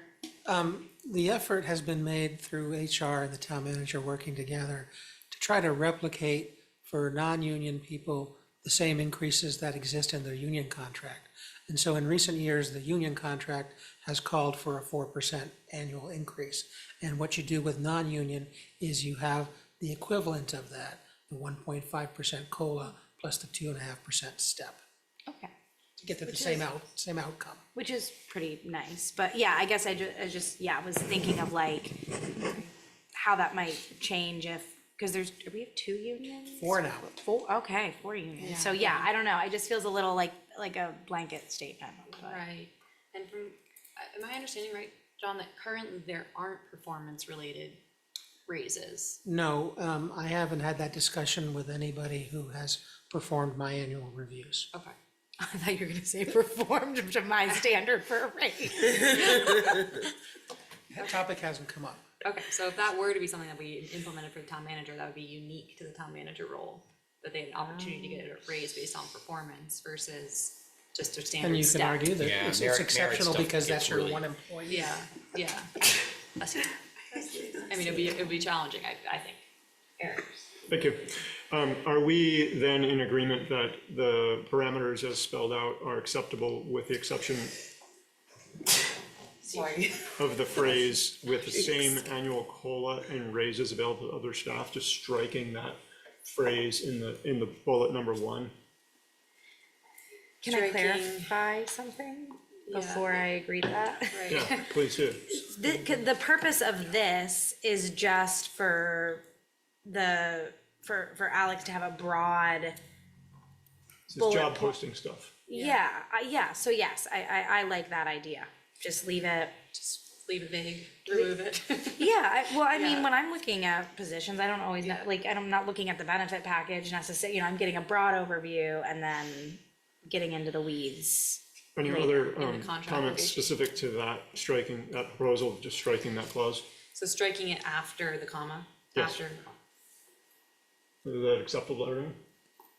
Okay, well then I'll move that we approve the parameters for the town manager selection criteria in the memo dated April 28th, 2026, subject town manager selection committee, with the exclusion in number 1 of the phrase with the same annual COLA and raises available to other salaried staff. Second. Here's a second. Any other discussion? I know we focused on number 1, but if there's any other discussion about any of the other points, now's a good time. And I'll just, would give just a little brief background related to salaries. In both this search and the last search, to be competitive and attract, leaders, you have to offer a competitive salary in the market. And if you don't, and they've made both experienced people have made that very clear, and they've been involved in a lot of, town manager searches throughout New England, actually. So they have a pretty good read on salary scales and so on. So that's just kind of a little bit of a background on that, how we arrived there. Okay, thank you. Great. Okay, all in favor, say aye. Aye. Any opposed or abstained? Could I ask again for the motion and the second? Was that an Eric motion with a Miranda second? Yes. Thank you. And you reasonably captured the I language? did. Oh, good, because I was just making it up. I'll take it as a backstop. Okay. Great. Great. Well, community members, look out for the job posting. I think it's going up as early as next week, sounds like. End of this week or early next week. Okay. Next, we are considering a proposal to seek Green Mountain Power permission to hang banners. Dennis Brown, thank you for coming in. And we have Dennis on here. See, about 10 minutes allotted for this agenda item. So if you could give a brief overview in a couple minutes, that would be wonderful. Well, hello, Hartford Selectboard and Town Manager. I'm Dennis Brown of Hartford. And I'm here, I guess mainly with the Hartford Heroes Banner Program, and that's growing. So we're trying to figure out a way to put up some more banners, and so I visited this with you folks either last year, I think it was last year, and there were some concerns about the duration that they might be up and so forth. And so I looked at that again and I thought, well, if that's a concern, then why don't we just do it like the banner policy that we already have in place is, so we'd have them up for 30 to 60 days.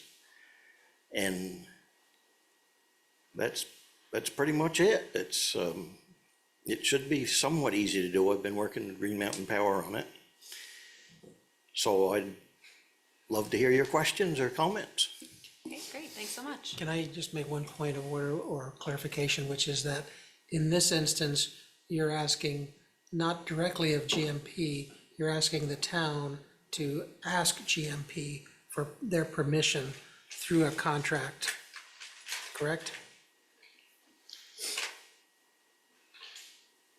I'm not sure about the wording that you just said, John, but it's I can try again. it's assigning a, You're asking the town to sign off on an agreement yes. with GMP because they won't have an agreement with an individual. Correct. They want to have it with the town, correct? Right. Okay. And, you know, I'm Hartford Heroes, but I'm not an official town employee or anything, so that would fall under the town manager ultimately. And he, I'm sure, wanted to get, he probably wasn't comfortable, I'm speaking on your behalf, but I would do that if I was sitting where you were to get your approval so he can sign this. Other questions? Tim?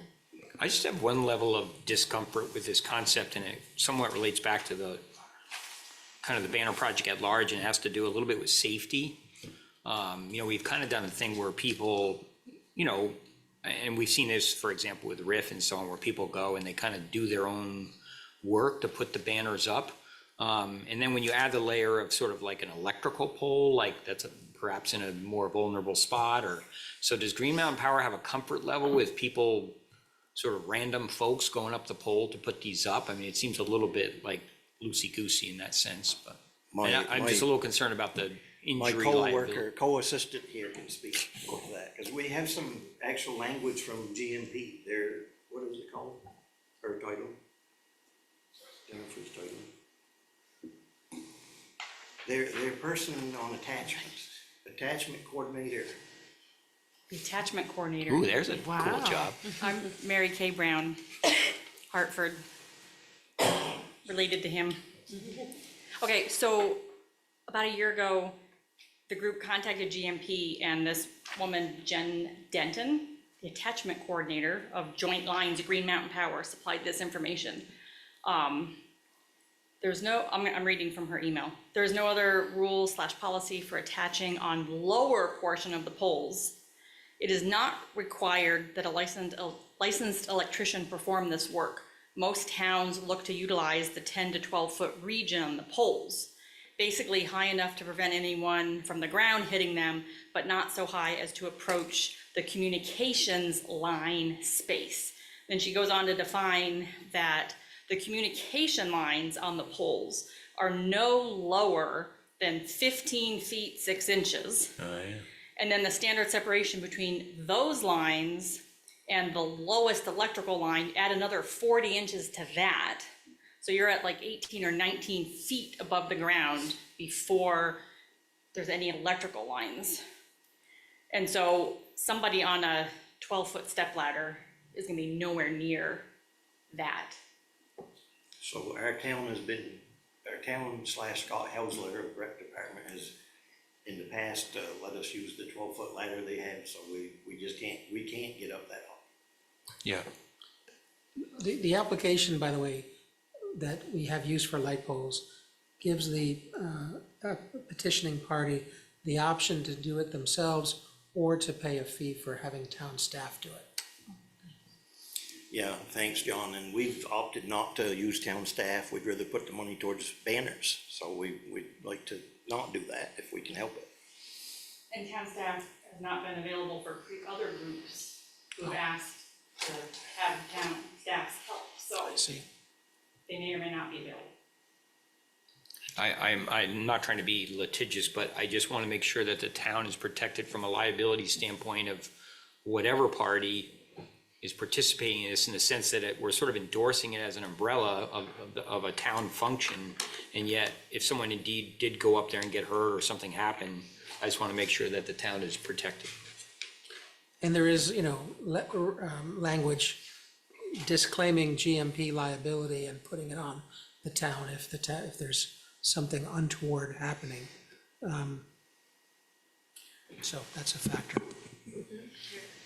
Thank you, Ada. I appreciate that concern, Tim, and maybe it's a little bit outside of the scope of this discussion. I think maybe we focus on whether we want to authorize the town manager to complete this application, but with also the understanding that he addresses any potential liability issues with the installation of the brackets and the hanging of banners and so on, which we may have some of that ironed out, since this is basically just an extension or an expansion of the program that's in downtown White River, just on different poles. Right. So some of these liabilities maybe already have been, those questions may have been answered. Okay. Also slightly outside of the scope and getting into the operational component is, my suggestion was that we make sure we invest in the brackets. Some of the ones in the downtown area have broken, and that's just requiring time and so on. So My hope was that the town could find some funds and purchase the brackets so that they are usable by all parties that want to hang banners, which is extremely important. Unless we want to take one bracket down and put another one up, we need to allow any requester to hang a banner. And so I think buying quality brackets and installing them ourselves if possible, also operational details. And then I had a few minor comments on the application itself, just some additional clarity that needed to be, I thought was appropriate. But in general, because this is just an expansion of an existing program, I'm okay with it. And so I'll leave it at that. I'll vote in favor of it, I would say. One thing about the financial implications, I think Dennis has had a discussion back and forth He can give you the with update Lori. at 4 o'clock this afternoon. Just today, in fact, my heroes at Planning and Development, Lori and Lexi anyways, they're gonna help replace the broken bracket, so that problem will be going away. And those are on the light poles, you mean? Yeah. Yeah, yeah. I think Eric's Existing, suggesting that there's a design that we consider for the utility poles that is a reusable, good quality product, is kind of what you're getting It's at. the same bracket. I just think that we should buy wind force rated ones, so that, these things aren't coming down in a windstorm or whatever, or it just reduces staff time if we have to go out and fix or replace brackets or whatever. It's just, if we're gonna put these up, let's put them up, quality ones, not the $35 ones, but the ones that are gonna hold up over time. And do we have a quantity of purchase in mind so we can kind of develop a budget, I wonder? There were 31 poles listed, and I gave you the math for that, which amounted to roughly $3,000 if you wanna buy a few extra brackets so that you have them on hand. Sorry, Laurie, can we ask you to come to a microphone? Yeah. If you don't mind, we're advocating for the more quality, the higher cost ones other than the ones that are at Amazon, because we've done some research on that and it's just worth it. So we're pricing that out right now. It might be, we know what we did last year, but those prices may be completely different. So we would have more information on that probably within the next few days of what it's going to cost us just to replace what's out there currently. And then we'll have a better idea of what the base cost would be for a full set. Probably will be under $100. We know what it cost us last year. It was like $65 per a set, and that was a higher quality one, but we're anticipating that that'll probably be more expensive now. But we will know probably within a week or so, or maybe even in less. Lexi was working on it today. But even at a higher level, we felt we had enough. I was able to find some funds to replace what we did. We're gonna actually combine the ones that are with a single pole. We're gonna take the ones off from the other single pole and make sure we have full sets of the same type. And then we'll just replace them in a full set with the ones that we have. The issue that we're figuring in terms of why they're breaking is I think people are just hanging on them. So we're also looking into the idea of putting in banners that we can have something in it and they're less likely to get hung on, even though we're putting them high enough. They're not getting hit necessarily by something. Kids are just thinking it's a cool thing to do. So, or maybe not kids either. They're right, it probably, like I said, maybe not kids at all, or a kid in us, who knows? Should we start with interrogating the basketball team? Because that's Yeah, well, anyway, so we are trying to find, I'll be real honest with you, there's very little left in my budget to do that. So that's something you all are gonna have to, be comfortable with at some other point of where the funds are gonna come from. But we were able to take care of it for those that are out there today and replace everything, so. So you found funding for replacement of broken brackets for the existing light poles? On the ones that already have them, we have the capability to replace those. So So we're to gonna put in install an order probably in the to next install few days. brackets on utility poles But that, I is a don't. different matter. Well, it may be a different matter too. I don't know with the type of poles that we're working with for very small circumferences and everything. I don't know how they would work on this one, so we may have to do a little, the work, yeah. A band. Yeah, and they're like Oh, I this see. long, so I'm thinking they should work.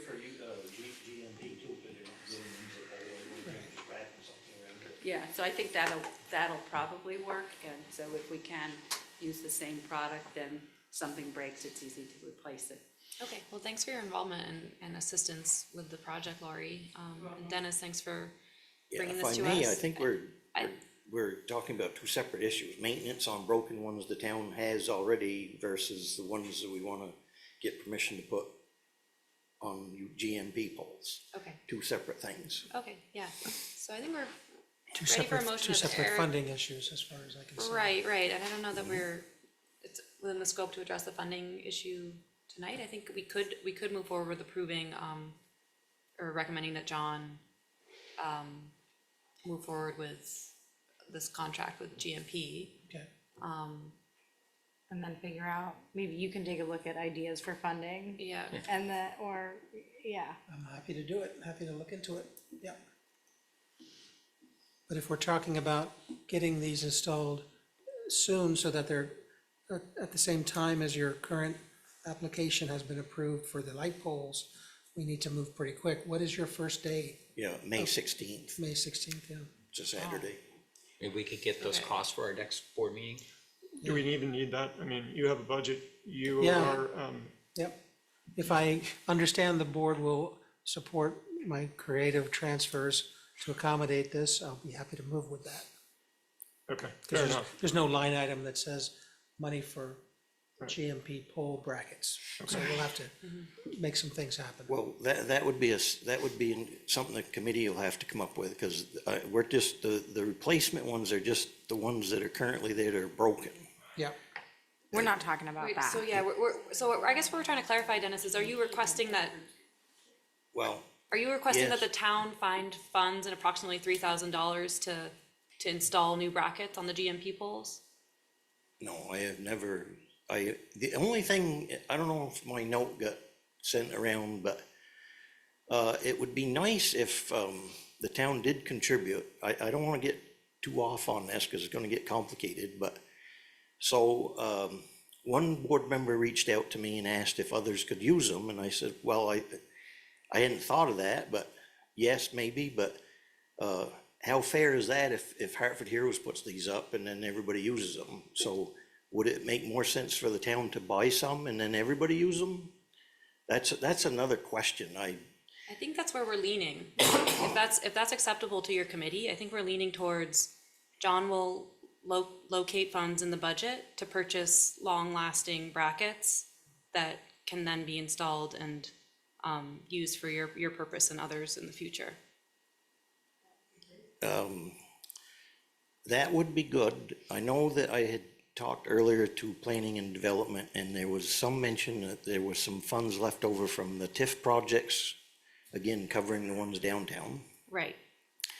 and also from the downtown beautification project. And so I was thinking there's probably some funds that could be used from those things for that purpose. This really wouldn't have anything to do with the ones for the GMP poles, but if you wanted to kick in some extra, that'd be much appreciated. And then we'd have them up, we'd leave them up, and everyone could use them.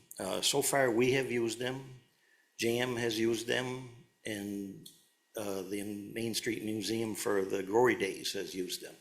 Okay, So- yeah, so I'll just ask that you remain in touch with John about the purchasing of the brackets, because I think the town will contribute and, invest in higher quality brackets that can be, Yeah. remain over time. I did put quite a bit of homework on the black ones, the original ones from the TIF project. They're an absolute disaster to disassemble. There's a coupling on the ones of those that are broken, there's a coupling that's probably about this wide. It's $45 for that, but to get it apart, you have to have big tools, and then there's a cable that runs through there. I assume it's a cable that is for safety. If it breaks, it doesn't drop on somebody's head, but you can't get the cable out, so it's just a nightmare. Initially, I thought we could just buy those couplings, slap new ones up and be done, but after I investigated that whole thing with pipe wrenches and breaker bars and some different oils, it's a horrible design. So I don't advise that we go that direction, but we're not talking about that. thank you. Is there a motion? Eric, or I heard, or Miranda, okay, sorry. I saw Miranda's hand and I heard Eric. I move that the board, allow the town manager to complete the proposal to seek GMP permission to hang banners, and investigate any liability issues that may lie within that. Friendly amendment. Sorry. And investigate funding sources Oh, for, yes. for brackets on the GMP poles. Friendly amendment to execute the license agreement between Green Mountain Power and the town of Hartford for I should just temporary let you attachments of flags and banners. Okay, so to execute the license agreement at the front of the motion. We did a good job on that one, didn't we? It'll look great in the minutes, That trust wasn't me. fragmented at all. Okay, so there's a motion, is there a second, I'll second those, the amended the motion? composite. Yeah, okay. Any other discussion? All in I have favor, one. say. You want more discussion? Okay, one quick comment, Dennis. Yeah, the liability thing.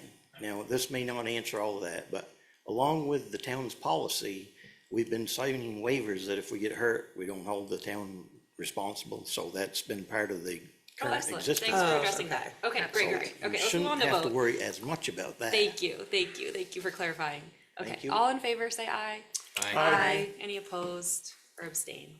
Okay, excellent. Congratulations Rock and and thank you roll. for your work. Yeah, thank Thanks, you Dennis. guys. Thanks, Mary Kay.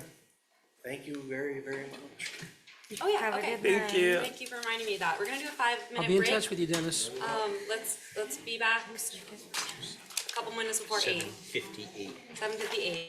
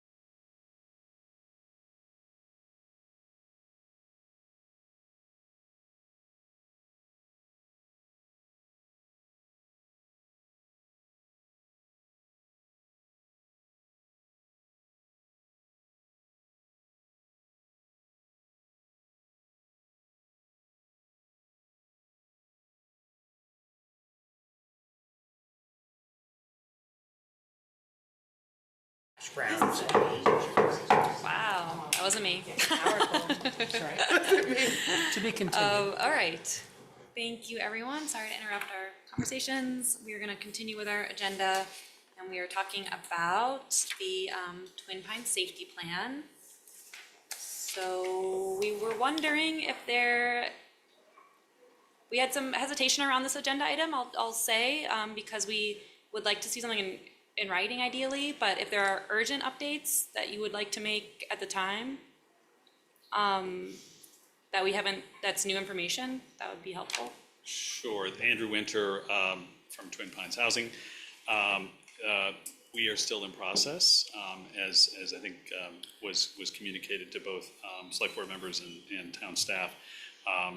Again, it's a new process. We don't really have other models of a plan like this elsewhere in the state that we've been able to identify. So we are in process, and with some people on vacation over the last week or so, we're hoping to finalize something that we can get to Lori for distribution and input from town safety officials. Okay. Is there any information or clarification or input that would be helpful from us at this time? I don't think so. I think we know what our charge is. Okay. Thank you. All right, great. Okay. Sure, Aaron. If I may, so let's just clarify. So we are aiming to put this back on the agenda for the May 12th meeting, which means that the town needs finalized draft language for the board to review by the 7th. Is that right, John? That's our usual deadline, Thursday before. Okay, all right, thank you. And agenda settings on the 6th, and we need confidence on the 6th that it's coming through so that we can put it on the agenda, right? Yep. Okay, thank you. Okay, is that clear, Andrew, that your timeline? Okay. All right, we'll expect to see something documented by the 6th so we can add it to the agenda for the 12th. Any other comments on that item? Okay. All right, next is a related item about the task force that is related to the VCDP grant that Twin Pines is requesting to apply to. Yes, so you'll see in the packet, I included a revised version of the charge with highlighted changes, and I also have some more changes that have come to my attention that I would like to discuss. I guess, do we want to have like broad conversation before getting into specifics, or what do you think? I think we can go to specifics. Okay. So some changes I was thinking of making based on comments that I got from others. Do we have a date of the VCDP public hearing? Are you talking about when I put the attendance and when we're going there? Yes. June 11th. June 11th. Okay, I was just adding that to the, adding that into the structure that we have here. Then I also separated in, under the term, an additional edit that I have made is I separated out the presentation. So instead, the term would read, the working group will meet for 2 years and dissolve thereafter. And then I added a 5th deliverable, which would be presenting progress to the select board at the 1 and 2 year mark. Other feedback.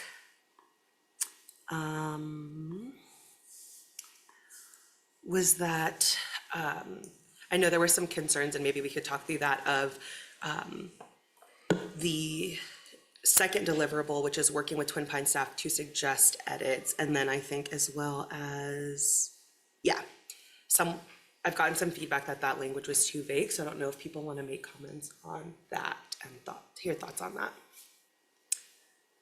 Okay, great. I'm gonna just remind myself of what we had agreed upon in our work planning session around sort of the flow of agenda items, because I haven't done a good job of sort of consistently reminding us of that, but I think for this item, it might be helpful. So first is the presentation, which we just heard. In this case, it was from Miranda. Then we'll have time for select board questions. Then we'll have time for public input. And then we'll have time for select board discussion and decision if needed. Oh, sorry, wait, I should keep going then. I have a Okay. couple more, sorry. Oh, okay. Okay, so I think we should, Continue with the we presentation should, portion. yeah. Yes. So I think we should talk about the suggested edits, line, because I've gotten feedback about that. Also, feedback, I think we should discuss how many Twin Pines tenants will be on the committee. Maybe the inclusion of a community member. I did hear that feedback and was thinking perhaps we could include one community member on this working group. And then finally, I made some edits to the timeline. And so I put that on May 26th, the board would interview working group applicants, including tenants and social service providers, and then decide on the membership in executive session. On that same date, we would also approve the rest of the committee's membership, with Twin Pines selecting their own staff, Housing and Homelessness Committee selecting their own representative, Select Board selecting a representative, and then hopefully getting a staff member from John. And I think all of those can just be, I don't know that we would necessarily need applications for those. And those are all of the things I think we should discuss. End of presentation. Okay, thank you. Okay, so now we'll have clarifying questions from the select board. Eric. Thank you, Ida. I think the most important thing to me, Miranda, is the charge. Can you either email the board any updated language or just read through each of the charges as you have in your most recent version, which it sounds like there's a more recent version than what we have in our packets? Yes. So it would be 1, developing and or suggesting edits to safety plan for all Hartford Twin Pines housing properties. Number 2 is working with Twin Pines staff to suggest edits to their annual survey, disseminated in parentheses, disseminated each calendar year, and parentheses, including quality of life measures for all tenants. The survey outcomes will be used so that the committee can have a broad focus on tenant-wide issues, parentheses, as discussion of individual residents will not be permitted due to privacy and fair housing laws, and parentheses, and evaluate the impact of solutions the committee is working on. 3 would be developing solutions as a collaborative effort. 4 is recommending explicit ways for the town to support this type of public-private partnership process within the housing sector so it can be collaborative and potentially extrapolated more broadly to improve tenant-landlord relationships in the community. And then 5 would be presenting progress to the select board at the 1 and 2 year mark. Thank you. Yeah. Other clarifying questions before we have public input and then discussion? Questions?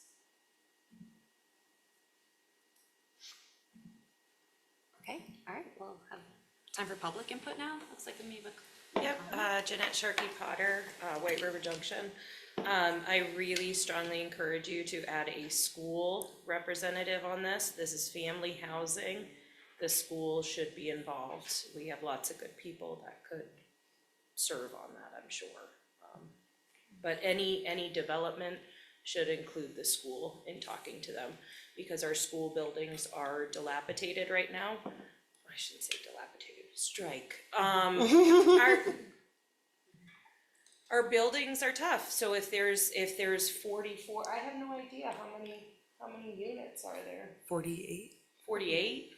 How many 2-bedroom, 3-bedroom, like how many kids with that?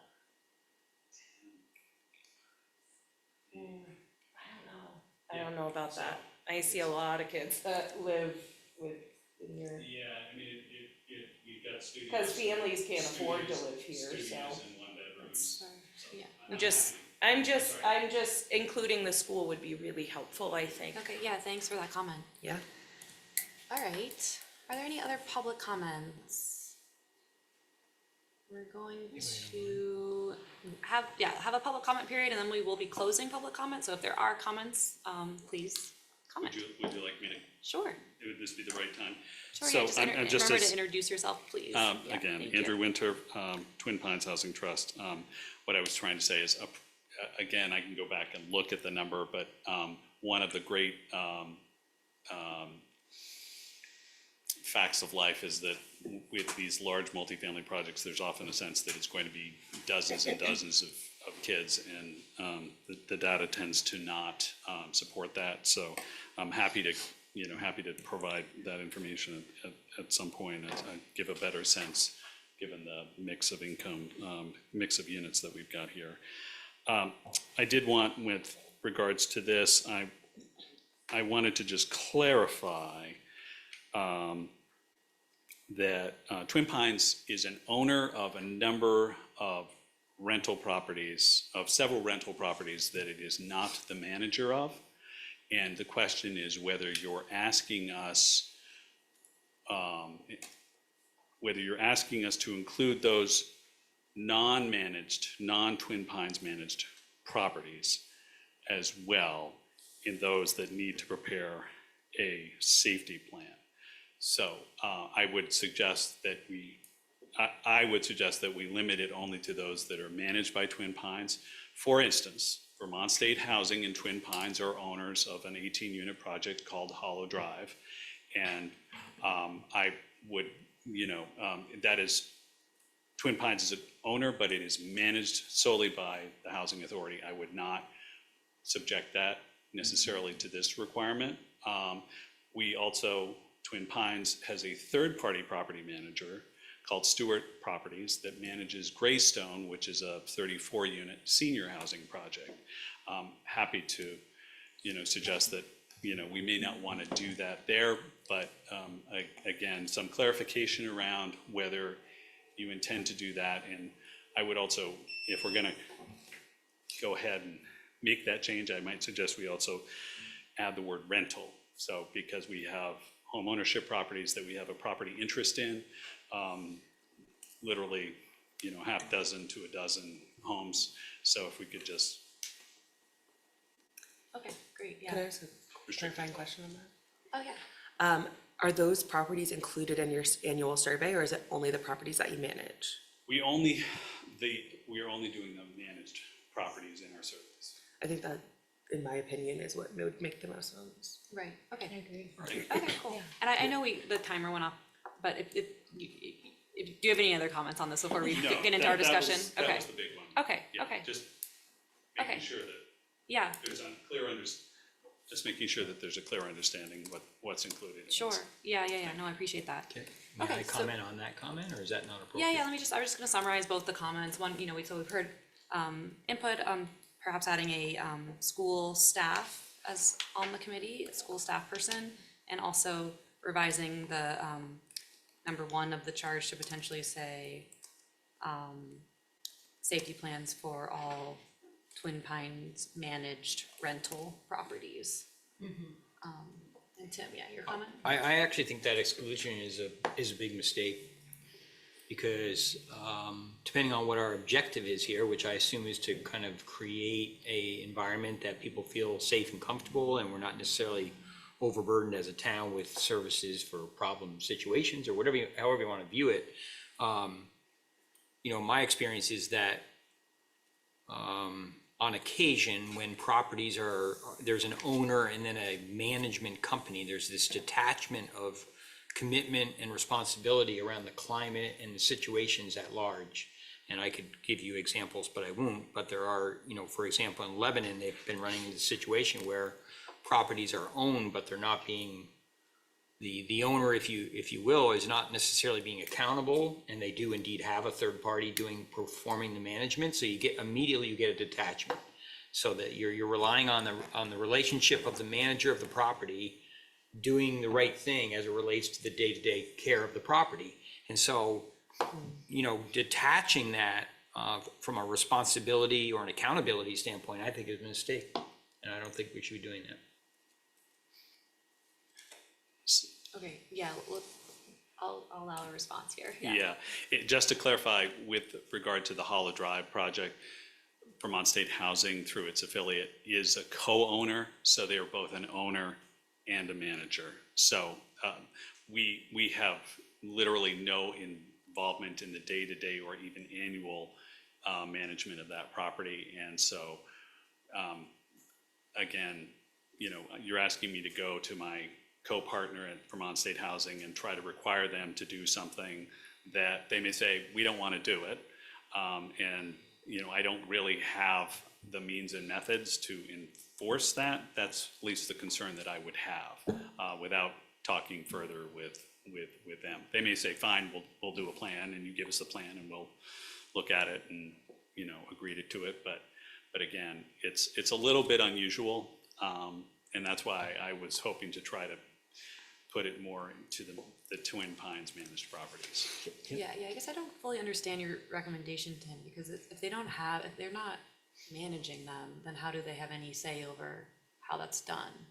Well, if you're an owner and you're hiring a management company to manage your property, you have say on what happens.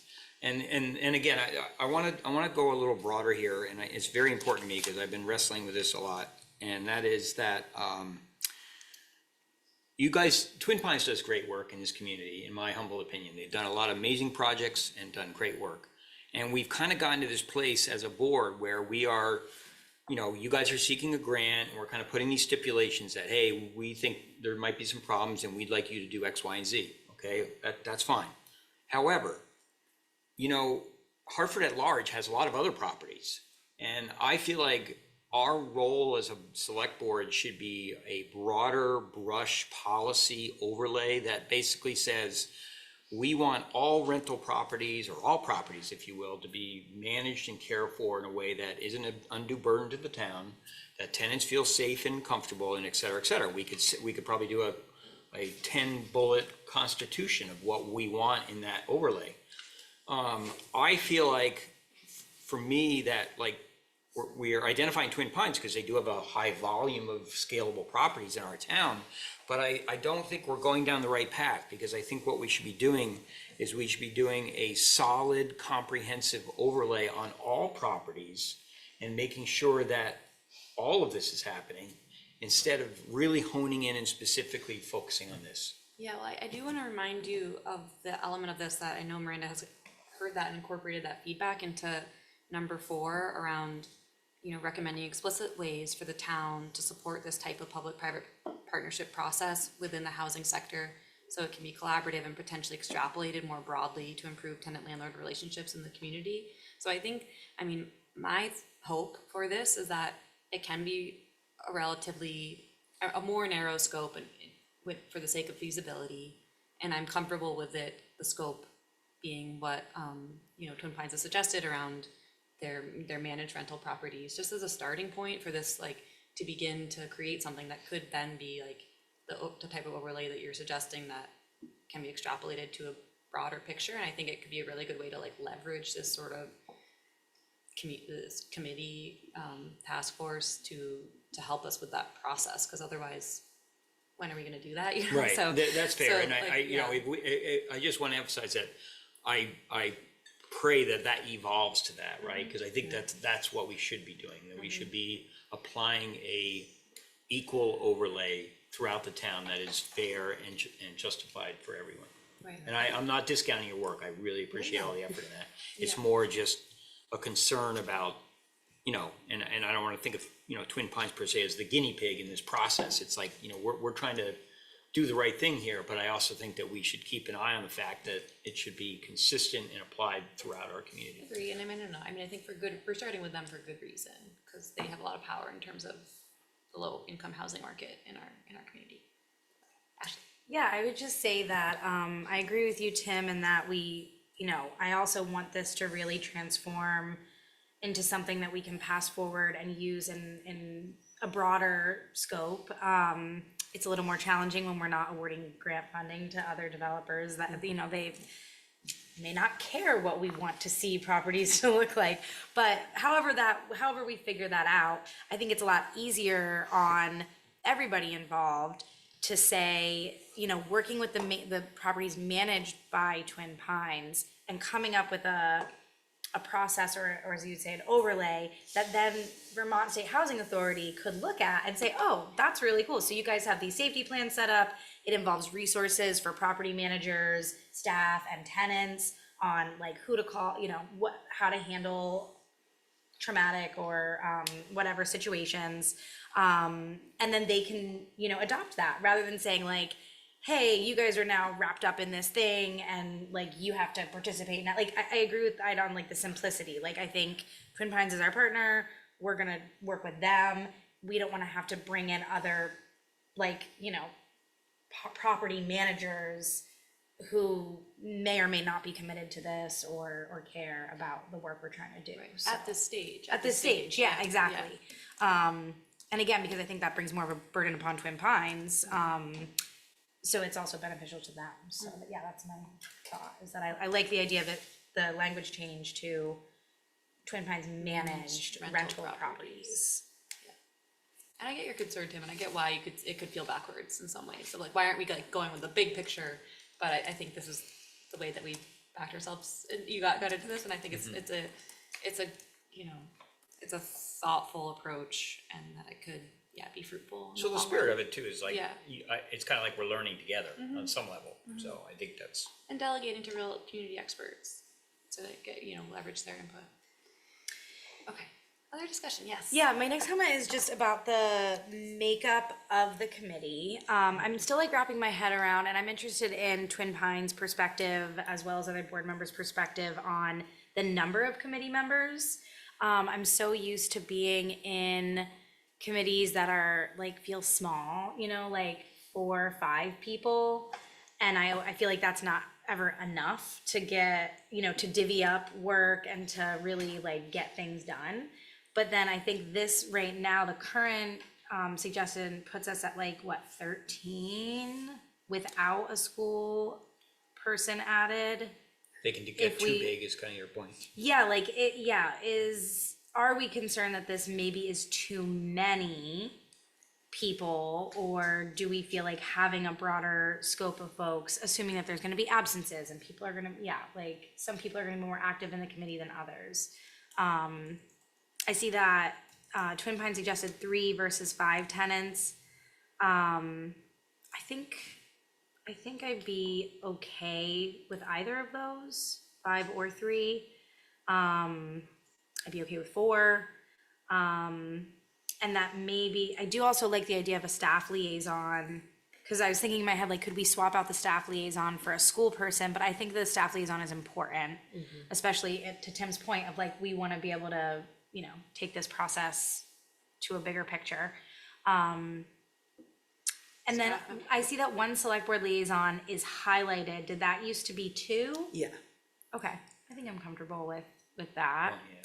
I think I also could be like, I don't know how you feel about this, but maybe amenable to removing since you are the liaison for that committee, or maybe removing the Housing and Homelessness Committee representative, if we replace that one with a community member instead. Right, yeah. That's an interesting, I know, this feels like a hard part, there's so many It's hard 'cause valuable people. Yeah, I feel like the range is good, but it is a wheel, it's starting to get wieldy, unwieldy. So could I make a comment on that? The committee structure? Because the Housing and Homelessness Committee this is part of their charge as a standing committee for the select board. And I don't, you know, we've mentioned this before, but I don't know that it's really catching on. They did a comprehensive survey of tenants as well as landlords across, and got some very good information, and surprisingly, information that from the landlords, much more than we thought that they would get. I would suggest that that's an important component of this, because it's really broadening it out to tenant-landlord relationships, which is part of the formula in terms of creating healthy and safe homes, you know, for Hartford. So, and affordable housing at that. So I would suggest that you do keep that one. It seems to be a component of this task force that would be important, and keeping that connection going on with your acting committee. Thank you. Okay, so we have a suggestion to maybe reduce the number, but I haven't heard any ideas for who to remove. Eric? Thank you, Ann. I was thinking the same thing, Lori, that if we want this work to be carried on, it really ultimately is carried on within one of our within one of our standing committees. I think maybe it's a good, so there's still a few unsettled items here. the membership being one. I still have some questions about compensation. I don't really understand how that's gonna happen. I think we need to get to brass tacks on that. The question from a process perspective is what happens next? Are we going to see the hopefully final language for this on the 12th? And if so, then maybe we look to Miranda to say, do you have enough information at this point from the board to go forward? Because we're not gonna probably get wordsmith the entire thing here, right? So that might be one proposal is, or I'm gonna put that out there as a suggestion that we've got a few open items, but we kind of know where they are. And if you feel like you've got, you can wrap this thing up or have language ready for the 12th, maybe that's the good next step is to expect it on the 12th. The other question I would have is, maybe I'll direct to John, is are we expecting any sort of MOU or anything else around this to make sure the parties cement their commitment to doing this work? Has that been anything that's been discussed? I'm not aware of it, and I think that the understanding is that Twin Pines must satisfy the board with its work in terms of reviewing and contributing to the task force and a safety plan as preconditions to the town continuing to support their grant application. I think it's as simple as that. Okay. So the idea behind this timeline was that this would be approved at this meeting. I don't feel like I have really much edit, like, I think I would need to hear from the board, like what specific edits we need to make. And the reason for it being approved today was so that the application could go out and by the end of May, we could, we could be having those interviews and deciding on the committee. So it would be to give us enough time to kind of have those applications out in the world. Okay, so. Sorry. No, that's fine. So that helps us understand what we need to do then is from top to bottom is identify the amendments that we're making to this thing, right? Yeah. Okay, so let's just go through that structure. Okay, let's do that. Okay, so I think, so you already read the proposed amendments to the charge. To the term. Right, we had some changes to the term. Just the term is the same 2 years. I just changed the language so that the presentations are part of the deliverables instead of part of the term. Yeah, I like that. Okay, that makes sense, okay. So that's Were there that. any other comments on the deliverables? I know that there were some language questions, but. Yeah, I mean, I wondered if we wanted to have any more level of like broad specificity, which is a weird term, but like, you know, what might recommendations look like could be helpful for the public, for the committee, for our two organizations. So I was thinking we could potentially add something in the language about like we're item 3, which is developing solutions as a collaborative effort. We can maybe add something there to say like, to include like staff training recommendations or tenant program recommendations. Like we may identify that there's really amazing programs available, or that there's, you know, tenants really need a specific program. And I guess in my mind, when I think about like what some of the outcomes could actually look like, those are the kind of things that I tend to imagine. So I just didn't know if we want to specify that, or if we just want to kind of leave that up to the committee to come around to. I think Or to define we that could, ahead of time, right? I mean, it would be, arguably, would that come back through the Housing and Homeless Committee as sort of a recommendation kind of thing, like? Well, it'll come back through this committee. Through that committee. Yeah, as part of their like, okay, we looked at all the survey results, we identified some Specific needs. Some needs. specific like reoccurring themes, and okay, here's a program that exists somewhere else, or that tenants kind of are asking for that, you know, we recommend that you try out. You know, obviously we're making recommendations, we're not law enforcement. So yeah, those are just.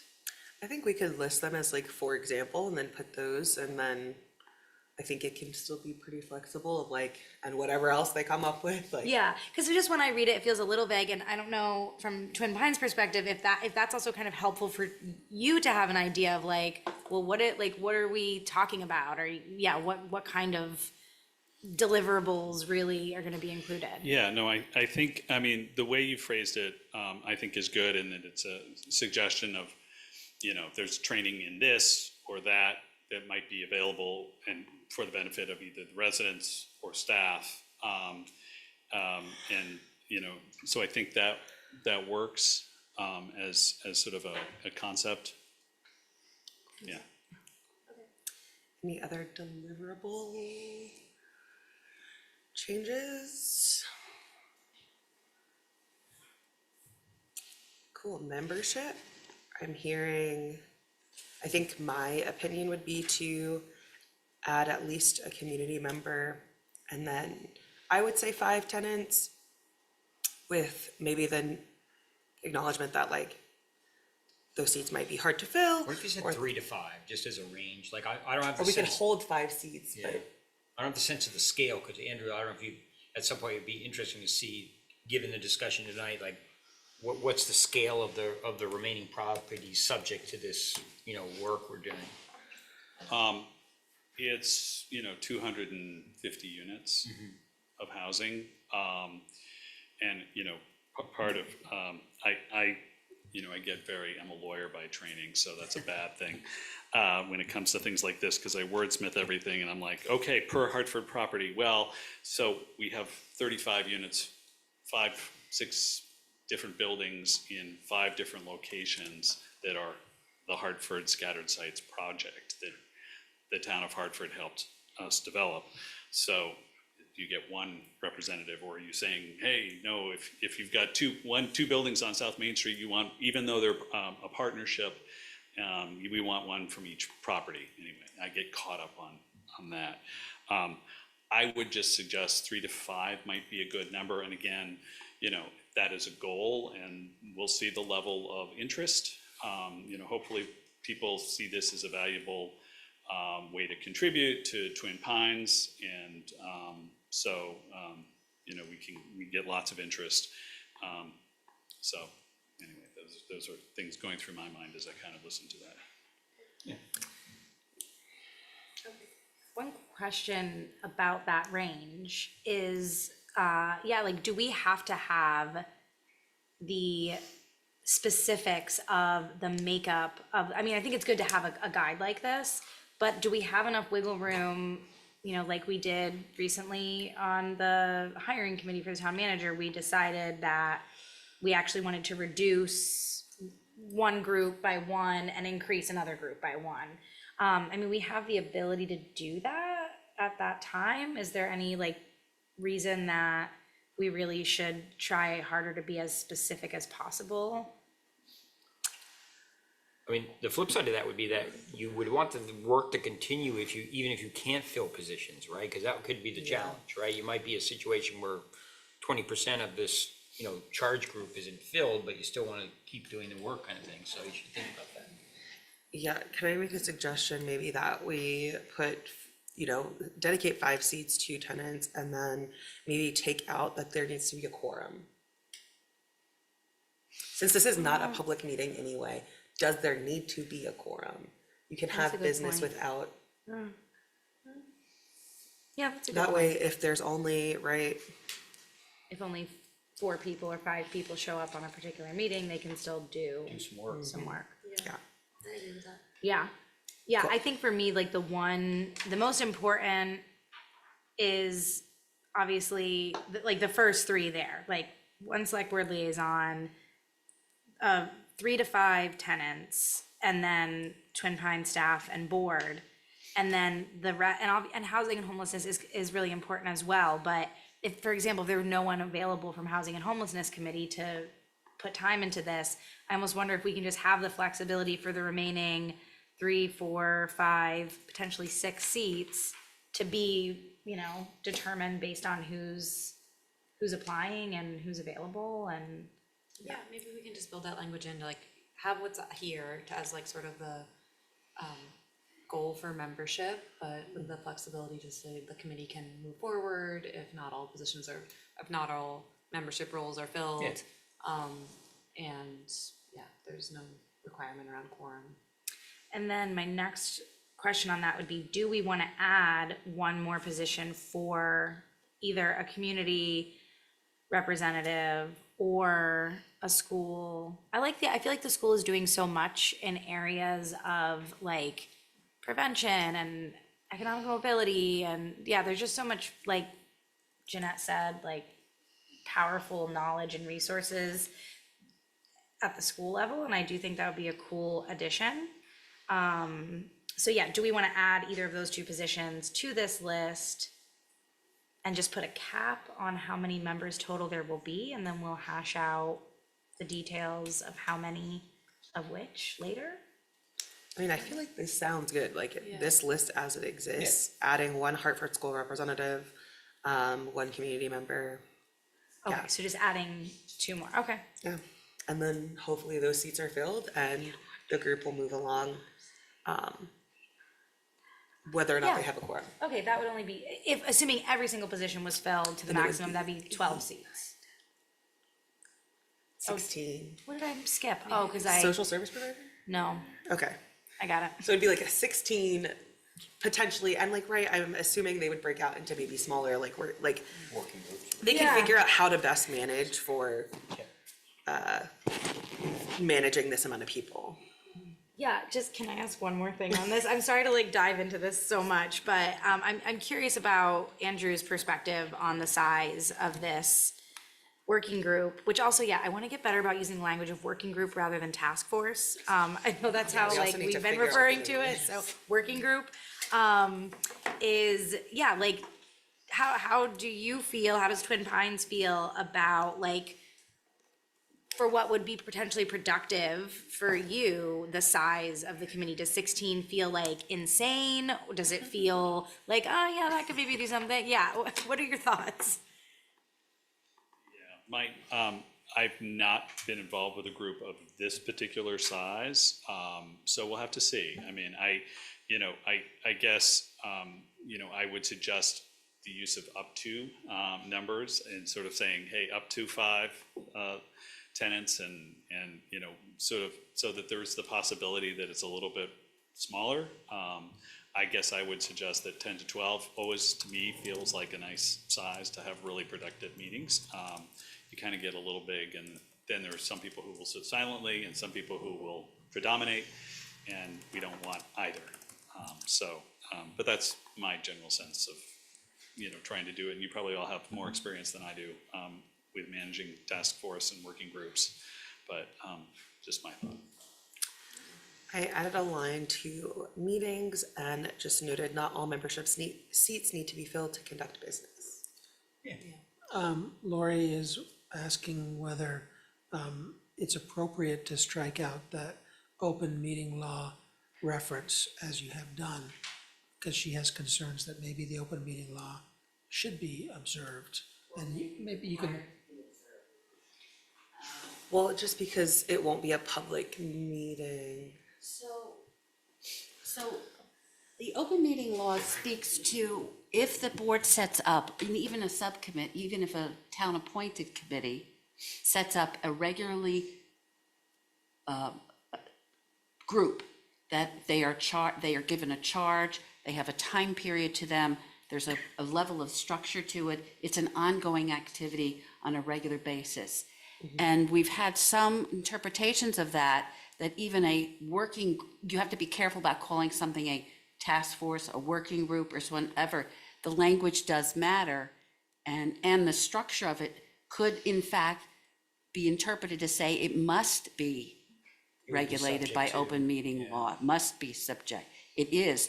I don't want to say that for sure, but as I'm reading through this and seeing how particular you are getting in terms of all of the components of this, you may not have the flexibility in that. So it might be we can go through the whole thing at this juncture, and then we can ask the question and get some clarification on this. We actually have recently, Eric and I have had interaction with Kale, Romanoff at VLCT, and I think Eric provided 2 or 3 different scenarios.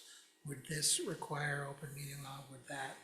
But frankly, as I sit here, I don't know how those responses would interact with what we're talking about. They lean towards caution most of the time. Generally right? so, yeah. Yeah, let's hear from Eric. I think it's a good catch, Lori. I would agree with you that, and my interpretation of those, some of those responses, the responses from the scenarios that I provided to Kale is that once we start to define something that's structured, we're giving it a charge. The number of board members or town committee members doesn't actually matter. It's that structure and the definition, and this probably, I think Lori's probably right, this probably would have to follow open meeting law. I mean, there's still, there's potentially a gray area there, but I think we should assume that it has to. And then we could always strike that later, but for tonight's discussion, I think we should And assume then that. maybe the select board and the staff liaison will be, making sure that that is done, because they have the best knowledge of how that works and how to comply with it. Right. So can I, may I ask a question, Madam Chair? I think Eric, Eric and I have discussed, along with Miranda, some of the concerns that we had and the reason we were sort of concerned. What we're really looking for is a productive session and not a session that becomes grandstanding or, people are bringing specific concerns about their neighbor or, others at the property in an identifiable way that violates their rights under federal law. And that was part of the concern. And so, part of our concern was making sure that this is a productive group. And I wonder if we could get,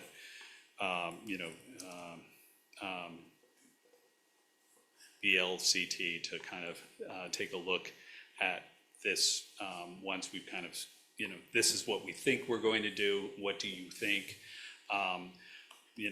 Hopefully the language that it's suggestive as opposed to prescriptive will, in its charge. I don't know if that is an element that they look at in kind of evaluating whether open meeting laws apply or not.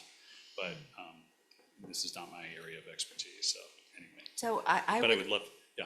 I would think that there are a couple different ways of approaching it, and there may be a more clear definition of what can be discussed in open session and versus those things that would have to be in an executive session if there is a need to do that for the purposes of the charge.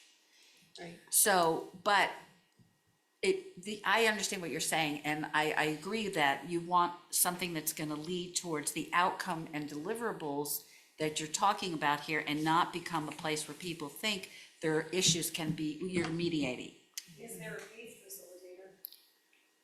facilitator? We were suggesting for the first meeting to have a paid facilitator, Yeah. but it wouldn't be for every meeting.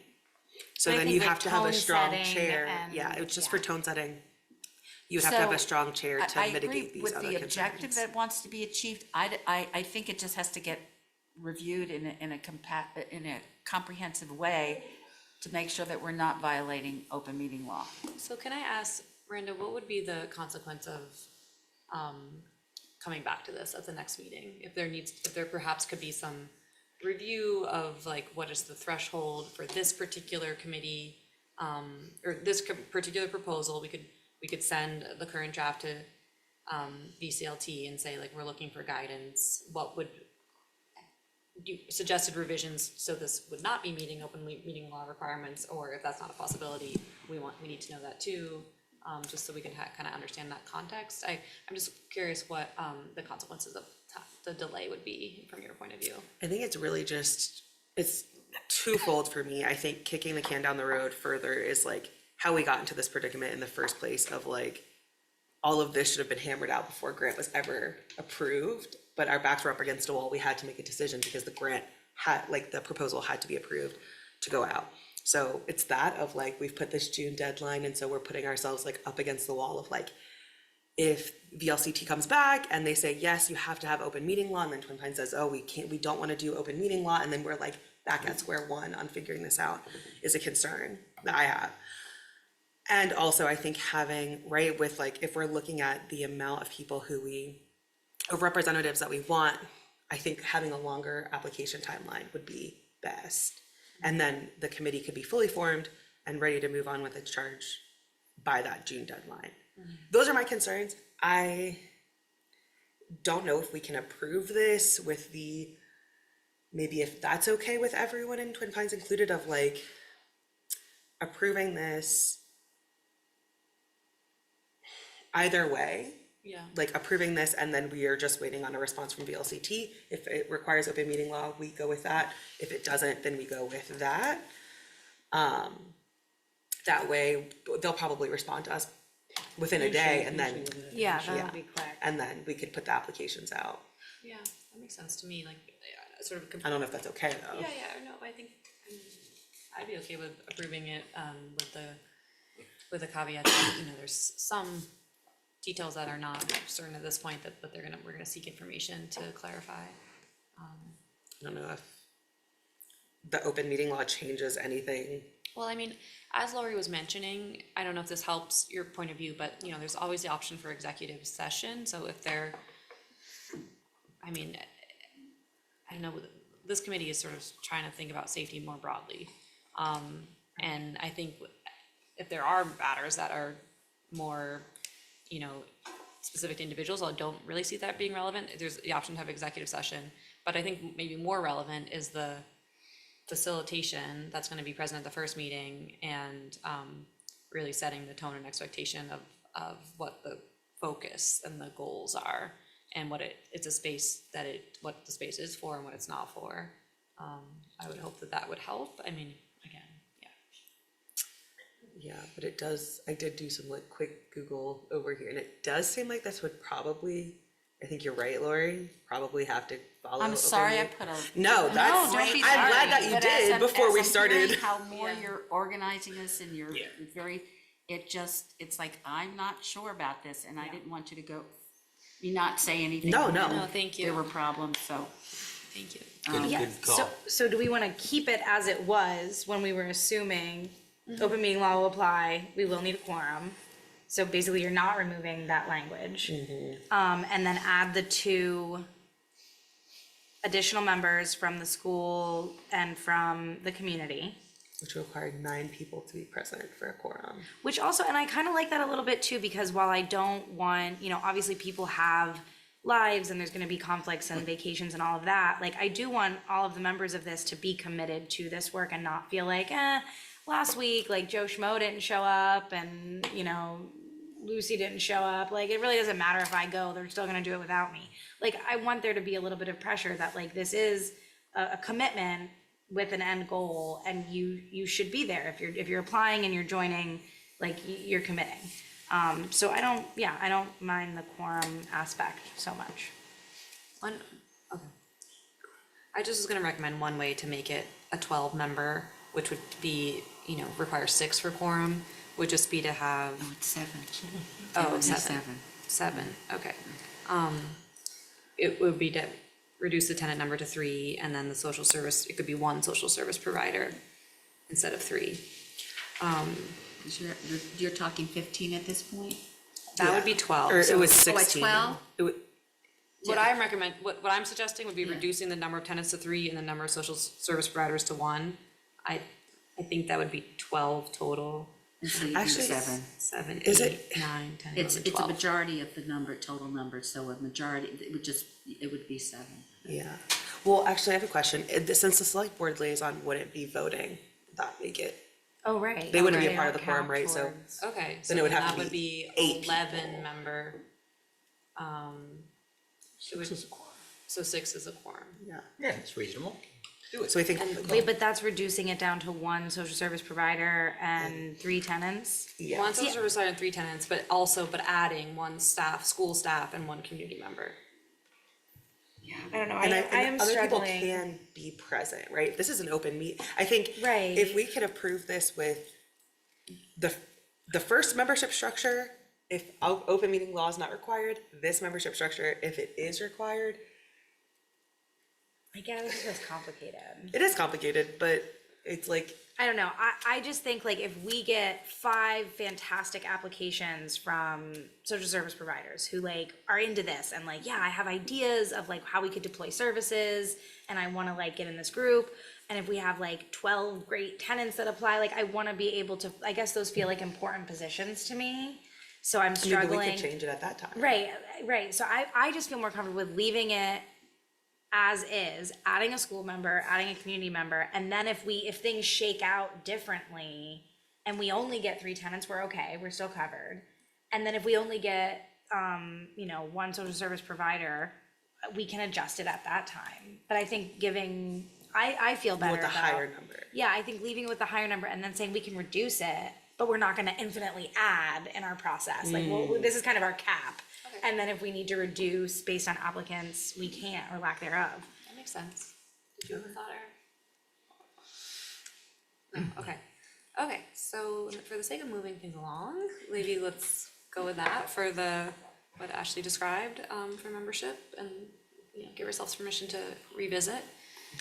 Other things you need from us, Miranda. The one last thing I need was, John, did you get an answer for me on the compensation for tenants only?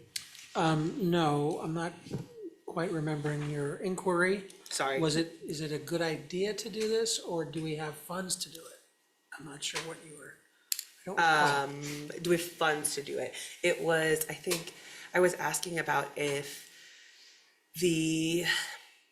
since not everyone takes their stipend from Yeah. other committees, if that could be We are- readjusted and then fixed in the budget for the next. We have kind of accounted for that in the budget cycle by basically taking down to about 40%.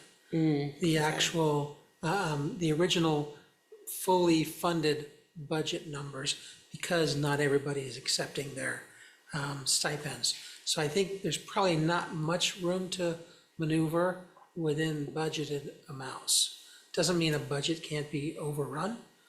Lots of line items are overrun or underspent. So again, if you wanted to deal with the budget as a flexible instrument that can be modified or adjusted to accomplish what you want to do, I don't see why you couldn't look to that funding. But it is set out by line item and line item and line item. 40% of full funding for housing and homelessness, 40% for the Historical Preservation Commission. So I don't know from which funds we could transfer funding for this purpose. Another option is select board training. You've got access to that, but I know you have ideas about making some use of those funds. Yeah, so for next fiscal year, that would be about $3,000 if everyone on this, if every tenant applied and the group met once a month, is what we're looking at. Why are we compensating tenants? Yeah, that's my question. I just felt like that was supporting equitable participation. Yeah, I don't like it. I mean, I these support are it. low income, right? I mean, Like, Twin Pines is offering $50 gift cards if you fill out your survey. You know what I mean? Like, it's hard to get participation, but also I just think that like, what if this is, by definition, these tenants are going to be below at most 120% of median, I'm assuming, and a good portion of them below 80% of median income.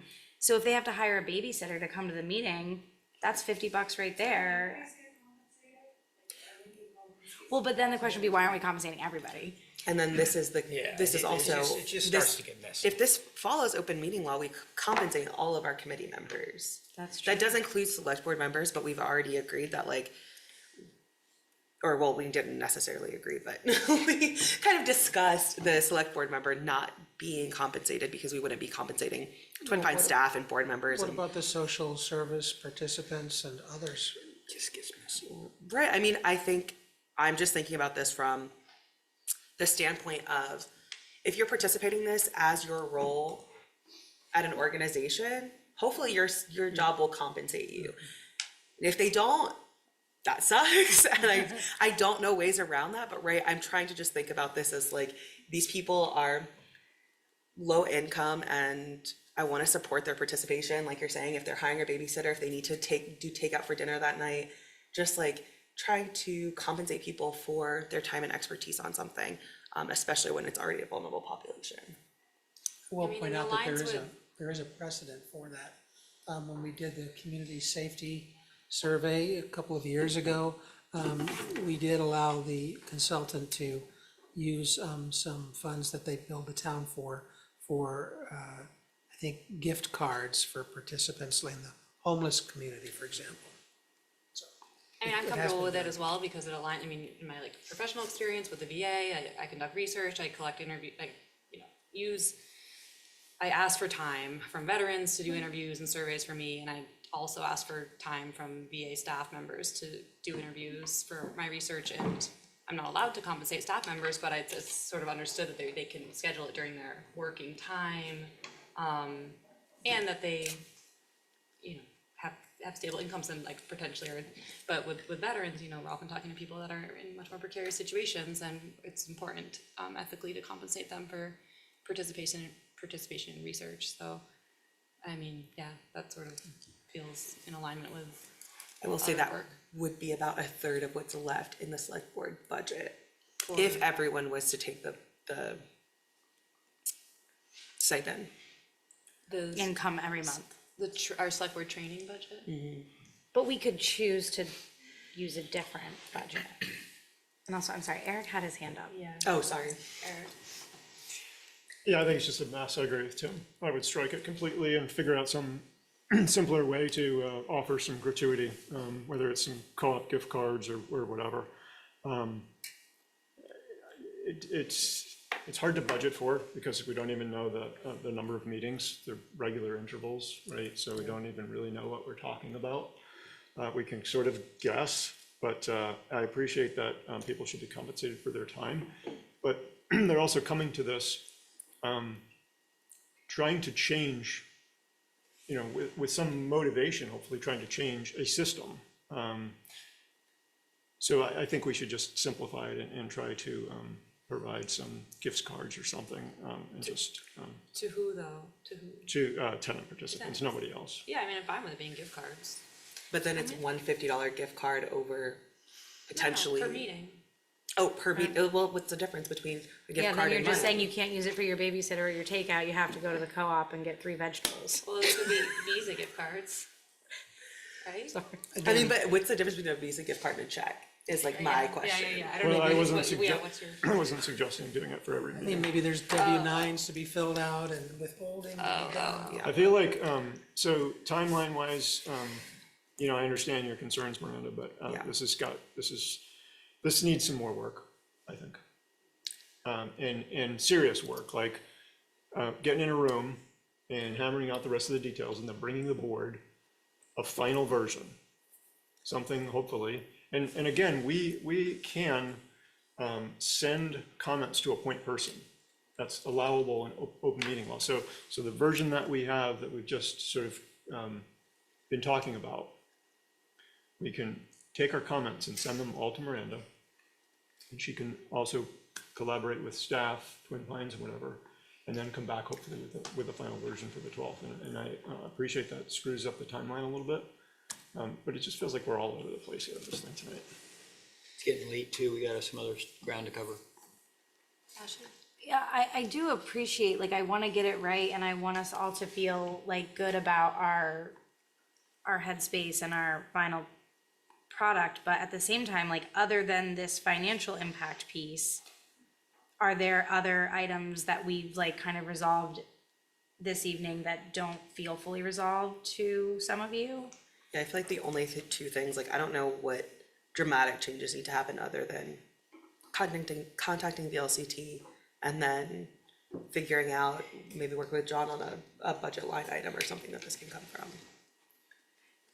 I mean, I also am hearing that people don't want to do compensation. So if I come back and I say, okay, I figured out the budget line item and no one wants to pay people, then why not just approve it tonight?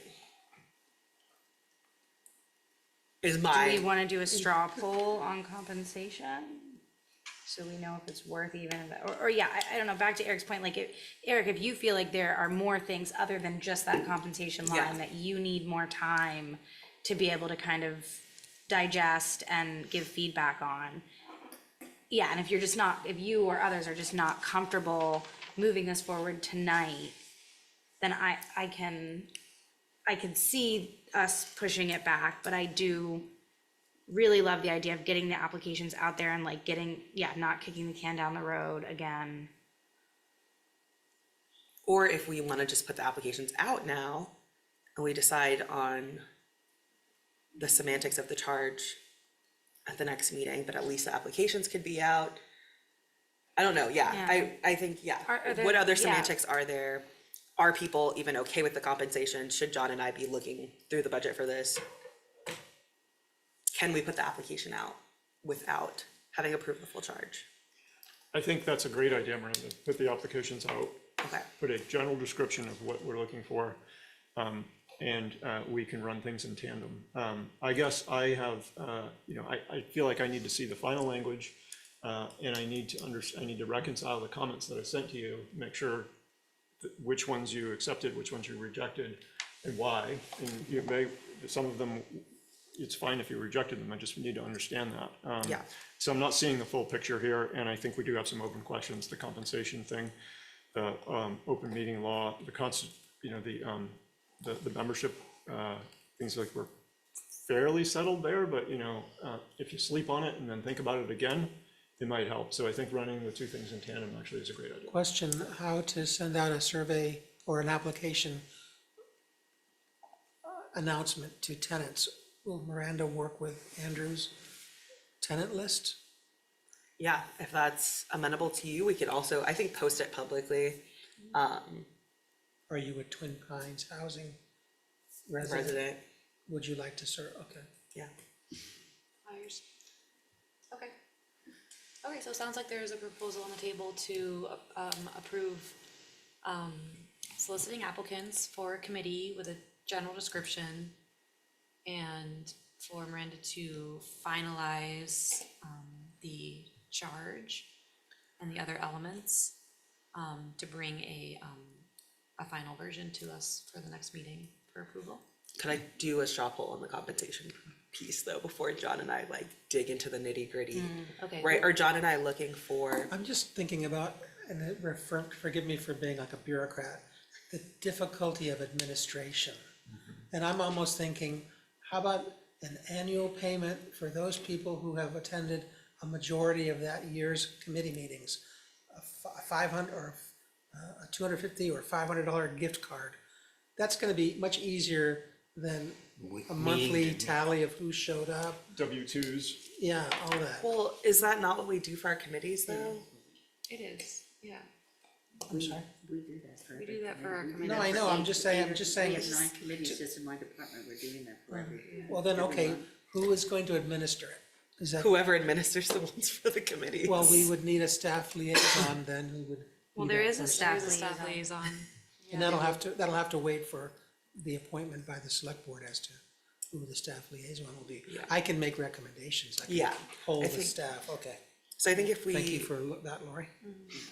Do we think that, what is the select board feeling as far as compensation? Do we make the compensation available to everyone, or is that more comfortable for people? Is that we let everyone apply for compensation? That's a much larger number that John and I would have to look for. Like, what is the feeling from everyone, I guess, is what I'm trying to figure out. So that I can know how much I need to look for and if I need to look for it at all. And does Andrew have Oh, a sorry. comment relevant to the compensation? Not to the compensation, but to the issue that you raised a minute ago regarding outreach to Tenant Twin outreach. Pines.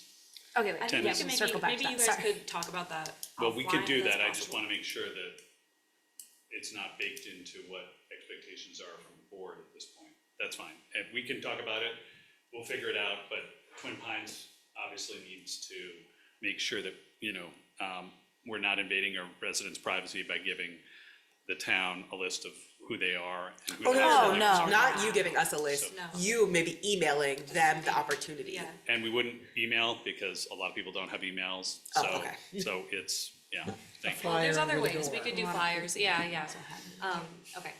Can we go down the line and do a? Okay, yeah, what if, compensation? checking about compensation, I think the options are trying to pay everybody, trying to pay tenants only, for each meeting, or trying to do like a lump sum payment for tenants only, a one-time payment, Or no. or no compensation for anybody.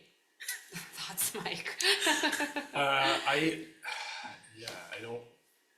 like the idea of paying tenants after the fact with gift cards or something like that. I feel like it's sort of like volunteer work. I think offering compensation up front will modify, or could potentially modify the group of people that you get. Okay. I'm not a big fan. Yeah. One-time compensation, tenants only after the fact. The Haverstock option is what I'm going with. Okay, I'll last. I am obviously in favor of the original suggestion because I also feel like one form of compensation at the end of the year may negate people's ability to participate in the process, i.e. babysitter, takeout for the night, etc. Yeah. I don't know how we ever got into the business of compensating for any of this work, so I'm against any of it. I honestly, I don't know when that started, what select board started this concept of compensating people for being part of. For being part of the select board. Or sitting on Even committees. that, Yeah, I'll was- relinquish that. That was a honestly, robust debate at the time. Yeah, It just- we it just- talked it through, okay. Well, in the name of not wanting all government and powerful bodies to be made up of really well-off white dudes, I 100% support compensating tenants regularly so that they can, use it to afford to come to the meetings. And that's my position as well, paying tenants per meeting for each meeting they attend. Okay, so I will look for $3,000 with John. And I will contact VLCT. And that's happy only to do 3 of that. us, it's not technically I'm happy to do majority. that. Oh, yeah, that is true, we've got But you can. Maybe I can make a case in the meantime. Make a case. Yeah. So you can find the money and then make a case. Okay. Miranda, I'm happy to help you with VLCT outreach if you want to give me what you've got. Okay. So can I just make a motion for the applications then? Yes. Okay, so I move that the board charge the town manager with posting applications for tenants, social service providers, and community members with a deadline of May 21st, 2026. Second? Is there a second from Ashley? All in favor, say aye. Aye. Any opposed or abstain? Okay. Thank you all. All right. Thanks, I believe Miranda. next we are going to do. Thanks, guys. Thank you for all your work. Yeah, you want the motion? So the motion for executive session, which we have moved and. I move that everyone's aware, but- in order to allow for a discussion of proprietary information, sensitive project hypotheticals, preliminary request and negotiating positions, and private building information, I move to find that the premature general public knowledge would clearly place this body and/or persons involved at substantial disadvantage pursuant to 1 VSA Section 313A1, and move to discuss potential contractual matters pursuant to 1 VSA Section 313 subsections A1A. Is there a second? Second. Okay, any discussion? Point of clarification. The opening statement on that, is that from the April 28th, 2026? I think he's written his own, but that's fine with me. Okay. You said something about buildings, and I was wondering if that was the text from last meeting's. I apologize. I mean, he was sitting here and I thought it was the legitimate document, so I'll retract my motion. Let's give it another shot, guys. I make a motion that we go into executive session in order to allow for a discussion of existing and desired contracts, potential contract negotiations, and negotiating strategies with respect to third parties. I move to find that a premature general public knowledge would clearly place this body and/or persons involved at substantial disadvantage pursuant to 1 VSA Section 313A1. Move to discuss contractual matters pursuant to 1 VSA Section 313 subsections A1A. Second. Second from Miranda, discussion, all in favor, say aye. Aye. Opposed or abstained? Okay, and for folks, so we didn't. I know it's an executive session, I just, point of order. So I guess executive sessions for me, usually are HR matters. But I guess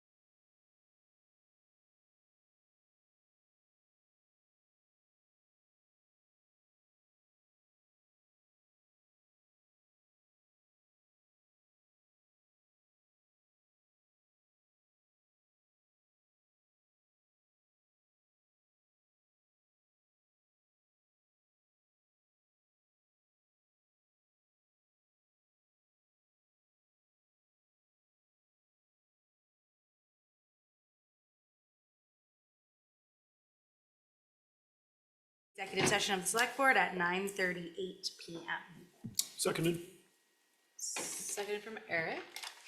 Any other discussion, except for just one point is that no decisions or action were taken in executive session. All those in favor, say aye. Aye. Any opposed or abstain? I left my papers in there. I'm just gonna go grab them. Okay, yep. Okay, the next item on our agenda is the CIP, right? Yes, I can keep this pretty brief by saying that the town has a grant for $30,000. With it, we've hired a consultant at the price of $20,500, so that's well within our grant budget. The work has begun by Alex Torpy and Yoshi Manal at Rethink Local. They have presented earlier today their project plan, and there will be a phone call tomorrow between myself, Alex, the finance director, and Lori, the planning and development department director. And I think it's on the schedule for next Wednesday to have initial discussions between our consultant, again, myself, the finance director, and maybe Lori, and relevant department heads who have substantial asset capitalization issues that they deal with. That's my report. Okay, so it's just an update at this Yes, point. Okay. yes. Any questions for John about where we're at in this process? Eric? Thank you, Adam. The original plan that Alex shared with us had possibly a select board liaison included, right? Are we going to do that, or are we going to pass on that and just delegate to staff and look forward to periodic updates? And we do have some engagements. Well, certainly there'll be some engagement between the consultant and both the public and the select board at various intervals. I know that there was discussion earlier in the process about establishing some sort of capital improvement plan committee. And I understand from conversations, at least with Eric, that that may well be a good idea, but perhaps could be accomplished later in the process. Yeah, I think I've come around to the idea that in the third quarter of this process, maybe the CIP committee gets stood up so that they're ready and so that there's an expectation on their part that they're about to receive the ball or the baton or whatever. And that focuses them on like looking at the actual deliverables, understanding the process, perhaps a little more focused than might otherwise be the case. But I was just simply asking about the select board liaison.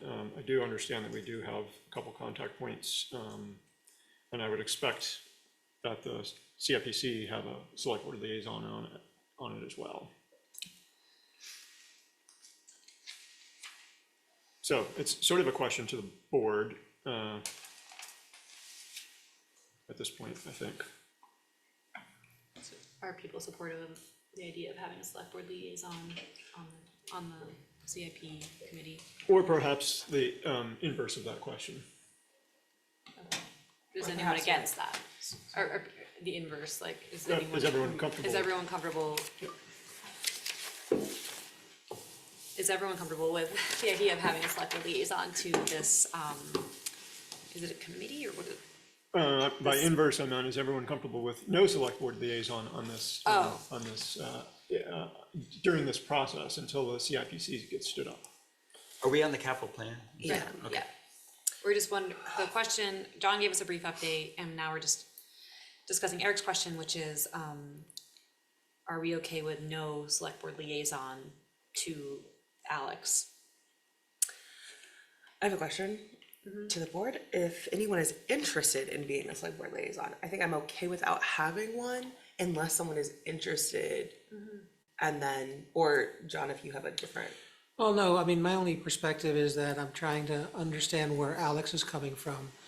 We have hired him as an expert to guide us through this process, and he's made it clear that he'd like to work with myself as a contact and with relevant staff to work through the project with important inputs from the full select board and the community on multiple occasions.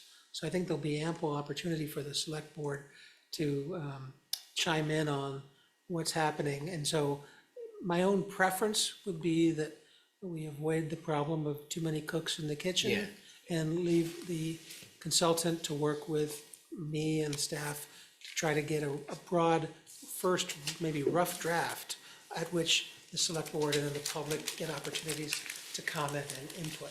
I'm fine with that. I like the idea too, because I feel like it's, you know, I'm not saying it potentially would taint the process, but there's something to be said for go do the work, we stay out of it, and come back and kind of let that flow and make it work. Okay, good, settled. All right, any other questions about this? Tim? The only question I had, and it may not be able to be answered tonight, is there's an interesting thing in here around defining capital thresholds. And the reason why it's always been fascinating to me is because I think we always have sort of tried to do this dance between I'll call it the taxpayer stomach was my notes, and capacity, debt, et cetera. And I would love to get kind of a pretty good perspective on that, because Hartford, you know, some people in town say we're poor, and other people say, no, actually, we have a lot of taxable property and so on. I mean, if you look at our grand list statewide, we have one of the largest grand lists in the state. So it's always, to me, sort of a matter of capacity and how we define that, you know, as a select board. And, you know, when we have an all-new select board here, they should have that same, you know, reference point. And I don't think we've ever had that. We've never had a reference point to say, I've been told that we're under bonded, that we probably could bond more as a town, but I don't know all those metrics. Yeah, and I don't know if we're gonna be talking about capacity to borrow. That might be beyond the purview of this, but I do think that thresholds is a relation back to our asset capitalization policy that talks about a capital asset being something, and this is back in 2009, $5,000 or more with a lifespan maybe of 5 to 10 years. So you're talking about, yeah. So Yeah, that might need, those figures might need to be updated. those thresholds are too low. Yeah. Okay. All right. Any other comments No. on the CIP? Okay, I think we can move on. Cool. Next is the community engagement plans. Is Randy and I developed this, I'm happy to present it if you're okay with that. Okay, so we created a tentative proposal schedule of community engagement, and this would be between now and when we're hoping to have our next annual work plan session, early in 2027. And this was something we had decided in our previous annual work planning session, that we wanted to be specific about how we're gonna be engaging the community and on what topics and when. So the table includes rows highlighted in yellow, which aren't formal community engagement events, but they're just sort of community events that we hope that select board can be participants and you know, meet with and talk to community members at those events. I don't think those are so much the focus of the discussion. The rows that are not highlighted are ideas that we welcome people's input on, and this is based on, you know, our work plan for the year and some key topics that we would like to have forums around. So one would be to gather community input around the CIP. And the suggestion is that to do that in July before we have a, you know, select board driven planning session around that to kind of gather broader input. And hopefully Alex can help with the guidance around what that could look like and the structure and key points that would be helpful to bring to the community. And then, yeah, just to kind of highlight the other ones, obviously there's some details that we can decide upon in terms of like location. We have not done cost estimates because we thought we wanted to just get input from select board first if this is looking good before we ask staff to come up with cost estimates for each ones, because if we're going to remove one, we didn't want them to do that research before then. But the other ones are, we've already been in touch with Braver Angels about a workshop on August 25th, and the kind of topic of that has been a little bit of evolving, but there's some flexibility around that. And I think Brandon and I discussed this idea of having that be focused on kind of leadership development. I think we've heard from a lot of community members who are really engaged with our work and have, you know, great views and perspectives and perhaps have been applying for our committees and expressed interest. And we thought it'd be good to kind of honor that and acknowledge and sort of try to harness some of that excellent energy through inviting, like sort of an invited leadership development workshop that would be facilitated by Braver Angels on a weeknight. And then moving towards, you know, budget season kind of oriented discussions, we thought public safety is an important one that always comes up with community, and we know that we're going to be thinking about the structure of our public safety moving forward. So we thought it'd be important prior to getting deep into budget season to get some community input on priorities for public safety spending and have it really be, you know, it's a huge topic, but the idea would be to have it, you know, try to be focused on spending and, you know, budget. So we can really kind of have folks give input on like, all right, as we develop our budget around public safety for the coming year, what do you want our priorities to be? The green one is an idea that we thought would be nice in order to celebrate with town and with staff. So that's sort of like a new idea that I think there's been interest on the select board to have a little more relationship building opportunities with our staff. So that could be one way to do that. And yeah. And then just the last one is to get some engagement around our annual work plan before we do like our select board workshop like we've been doing, to have a community input session to inform that annual work plan for the coming year. So those are ideas, but yes, input, thoughts, questions. I love a lot of what you've done here. I just, you know, maybe John could speak to, I got pretty excited about this end of year staff thing, and I was curious if long-term we could kind of like build out a little bit of a kind of an awards night kind of scenario. I've worked with a lot of companies where, you know, you have this kind of big annual event that's very special. You can get a lot of good energy from that. And I think, you know, doing some type of recognition or, you know, I don't want to say 5-year pins, but you know, I mean, like there's other kind of award components you can integrate into that to make it more like an Oscar night, kind of celebratory and positive and so on. So I have my thought on that. And then the only thing I've always been an advocate for, which is hard to kind of design, but I feel like we got, I don't want to call them our forgotten cousins, but I feel like Quechee, Hartford Village, and West Hartford are often areas that we just haven't come up with like new engagement strategies on. So I'd like us to maybe, you know, have a Quechee component for sure, and then these other, I see the Hartford Village with the library, and I think that's good, and you know, arguably it's at least there. I think the only reason we didn't include any Quechee locations was just because our last select board, like public forum was at the Quechee Club. Yeah.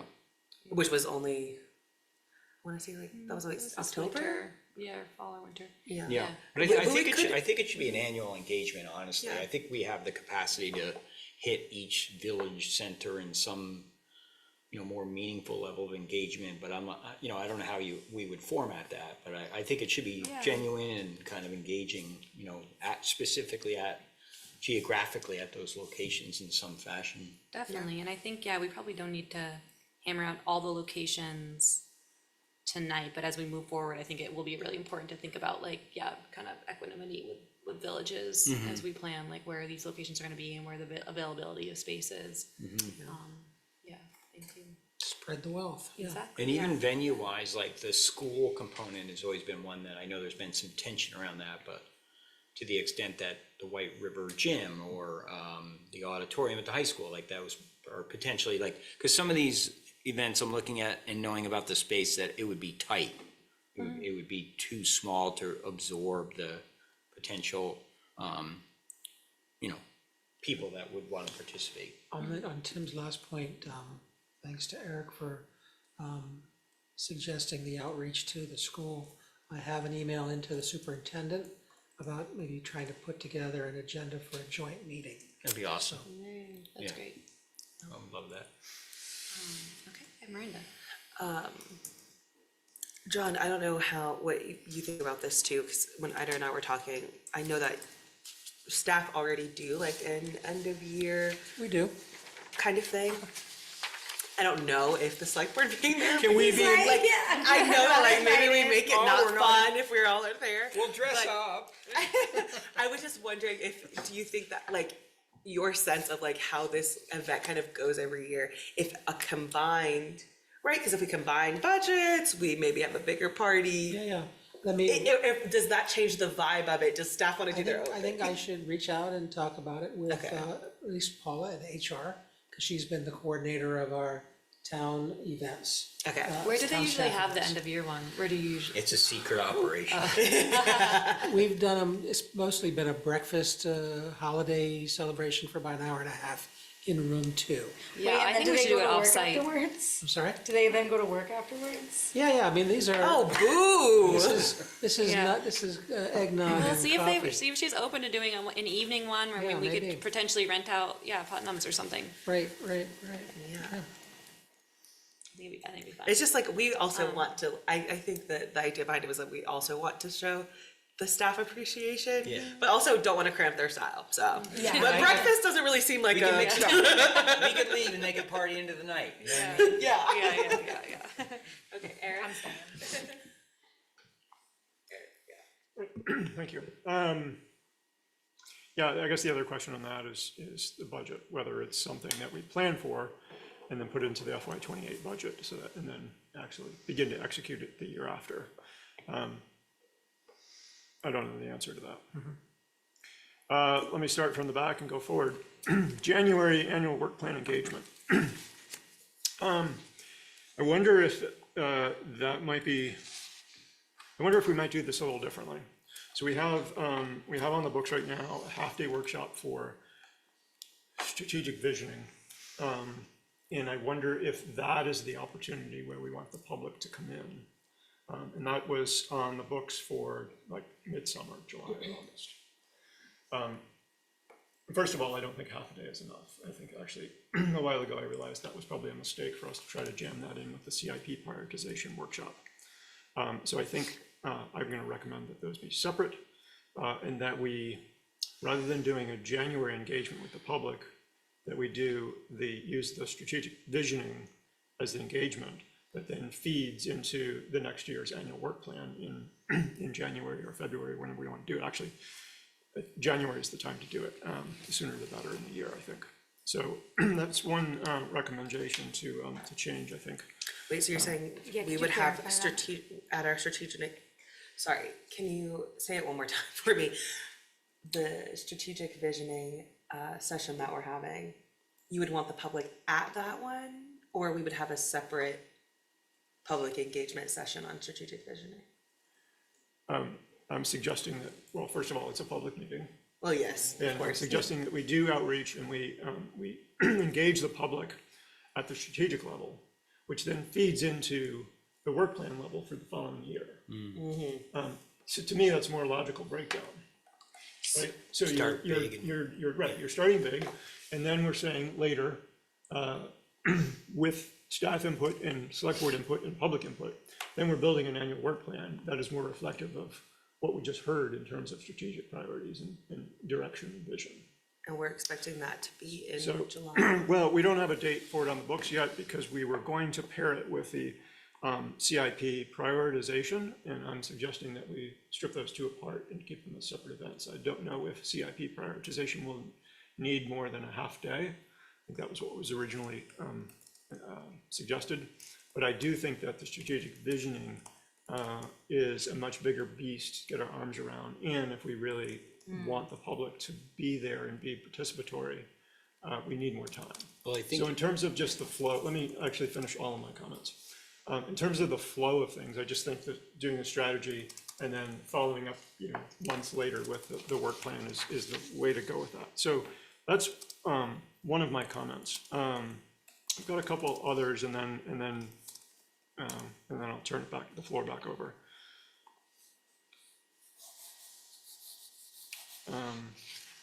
With the CIP, the way the original plan came out, there were 2 public engagements events. Item 3B in the timeline, which was week 3. It's actually week 3 to 7. I'm not sure. I assume week 3. And then there's a second one at week 9, and the select board prioritization is in between those. So I think we need some clarity with the current project plan about where these events or engagement points with the public fit in.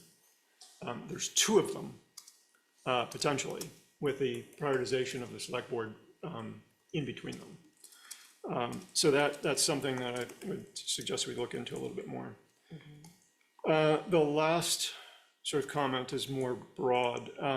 I left the February 22nd workshop with obviously some different ideas, or in a different impression. I had in my notes, which I sort of worked into the work plan, the question of how do we do engagement? In other words, what is our engagement strategy? Not necessarily just a calendar of events that we might be focused on, but longer term, bigger picture, what is our strategy? And what I would propose to the volunteers or to anyone, if this is the end of the work for Ida and Miranda, then maybe others pick up the work and carry it forward. But I think there's a bigger question here about how we do engagement in the future and how it affects our democracy at a very fundamental level. There are a lot of tools now that can make this a lot easier than it used to be. And surveys are sort of like the Flintstone tools of what's available now, even free platforms, open source free stuff. I was looking a while ago, I was doing some research on this last year, and I came up with a list of 50 tools that are in the space of public engagement and sense making. So sort of taking a massive amount of information that the public dumps at you and sifting through it and coming up with some sort of like direction. And of that list, I sort of whittled it down to some, maybe a handful of candidates that could be used in a pilot sort of fashion. One of them, for example, is PolIS. It's an open source platform, and I forget their mantra. It's sort of like, get input, make decisions, or something like that. But it's geared toward taking. It's like a public survey on steroids.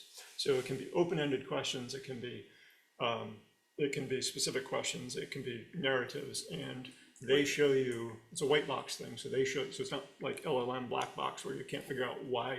You know what went in, but you can't figure out why this answer came out. It's white box, so you can actually see which algorithms were being used, and you have a sense of confidence that the process that happened to give you a set of outcomes makes sense. What's that called again?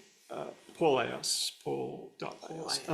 But so that's just one tool. So I think that there's potential for a larger effort here in how do we do digital democracy that augments the physical stuff.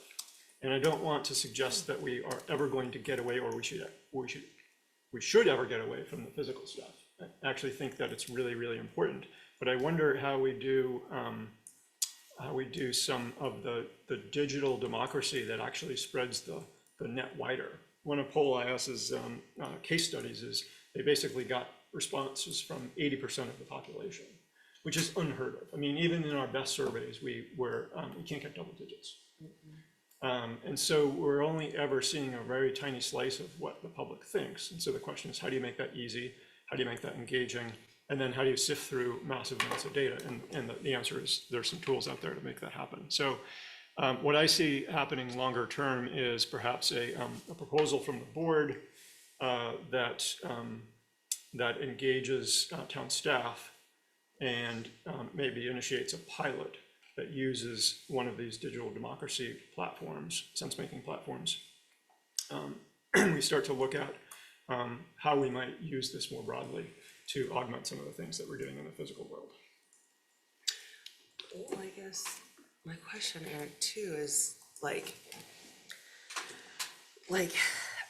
and yeah, maybe I've never used this platform or anything before, so I'm not sure exactly what it's used for, because I'm thinking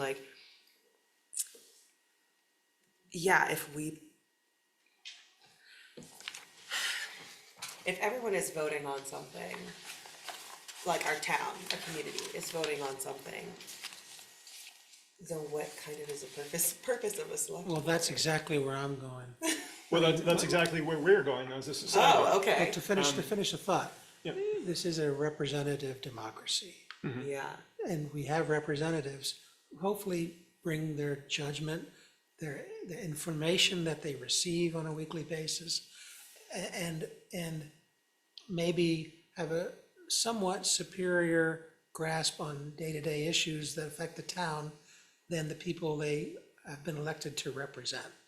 I don't mean that to be elitist, but I would be cautioning you all, there's obviously very much use for these kinds of tools, but to think about what those implications are and how you're going to use that input.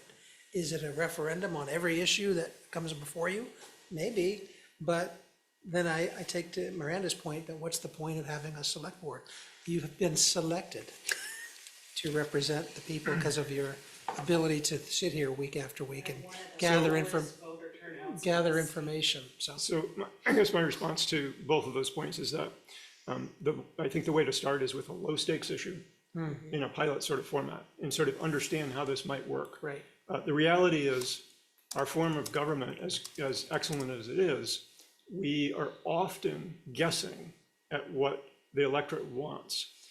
And sometimes they don't have great information, and sometimes we don't have great information. So there is a danger in asking people what their opinion is if they don't have great information. So we have to think about how we want to scope things. But I guess what I'm suggesting is that this can start in a pilot way with low stakes types of issues. I would not start with public safety. Coke or Pepsi? Yeah. That would be a good I would start test with case. something that, and also something that we're not going to be disingenuous about. Like, if you give us this answer, we will probably do something with it, right? That's the other part of this. But Yeah. ultimately, democracy is probably going to look really different in 10 years from now. And that might frighten some people, but it's reality. Kind of frightens me. I think so much of that goes to how you pose the question. Yeah. But we can work on that down the road. Well, I think this is exciting information. I had no idea that that's where your head was at and that you had such deep knowledge of what's available and what's out there. So thanks for bringing it to us. I would suggest, if you want to do some research on this, the guy to start with is Audrey Tang, the person to start with, who is the original digital democracy director or something like that for Taiwan, who led a protest many years ago when Taiwan was doing some free trade agreement, and the populace said, wait a second, this is screwing everybody. And so they protested and they shut down parliament, but in a peaceful fashion. And then they used a platform like this to actually come up with a better solution that then the government adopted, and then they decided to take the leader of this organization and make them part of the government. It's almost like the Federalist Papers and the discussion back and forth. Do you want a body that represents the people's wishes, or do you want a Senate, for example, with longer deliberation and immunity from the voters and their hot tempers, Well, I think, I don't know, that's not what I'm hearing, or that seems to flatten it. I think what I'm hearing is that there are resources that can facilitate us in understanding a bigger picture of what community concerns and interests and priorities are, and we should begin to dip our toe into exploring them. I really don't see a reason why we wouldn't do that. We are representatives, and the more information we have about what people are thinking in our community, the better we're going to represent them, so. I was going to touch on two things that Eric said that I think are valid. One is the sequencing of how we do this, because we have like the strategic stuff, which to me is kind of about as broad as you can go in terms of like where should we be going as a community kind of thing, and then you have these more like engagement things of CIP and work plan, which really like you can't form those without doing the strategic first, really, or if you do it, it'll be wrong. Because they'll be off kilter from really a coherent vision that those things would then fill under on. I wrote down the other night decisions and solutions, because I feel like so much of what we do is trying to come up with decisions and solutions for the community on a whole range of matters, right? And as you say, like, sometimes it is a guess, right? Because you don't have enough data or input or sense of, you know, and there are also, you know, this may sound really condescending, but there are certain decisions and things that we have to do that the community input might be valid, but it doesn't really, like, you have to make a tough decision that might not be popular or favorable or whatever, but it's the right decision. And I've seen that necessary on occasion where it's like, yeah, okay, the town of Hartford is saying this, but this is kind of really the direction we need to go, kind of thing. So, you know, there's a lot of layers to that, but you know, I don't know, guys, remember me citing that Bowling Green study and process they went through, where they had a bunch of community issues on how the town should grow, because they were dealing with some pretty heavy growth issues, and they used software tools and surveys and so on as a lot of input instruments before they came up with a new plan, and it was a pretty engaging, effective process for arriving at a better place. So one of the case studies in the top 5 tools that I came up with. So it's like tool number 3 on my list was the Bowling Green as a case study. So it's exactly the same stuff. Yeah, it's just it's sense making, right? Yeah, that's a good one. Okay, cool. Well, I mean, I think learning about these resources can happen in parallel to sort of the physical space engagements that we're hoping to do this year. That's what I would like to see happen, is like development, further ideation around what you're proposing, and then also a schedule of events, similar to the one we proposed, but with the feedback that, so I think, I mean, I would say next steps, the closest one is July around the CIP. It's a very good point that we need it to be aligned with what is in the plan for engagement around, in the agreement with Alex. So, John, maybe you could go to Alex and say, like, Well, I'm you know, talking to him tomorrow on a Zoom call. Great, okay, so we're hoping to plan some events, and we want his sense of timing of when those will happen, and how we can be involved in the planning of those, how we can support, I guess, the planning of those.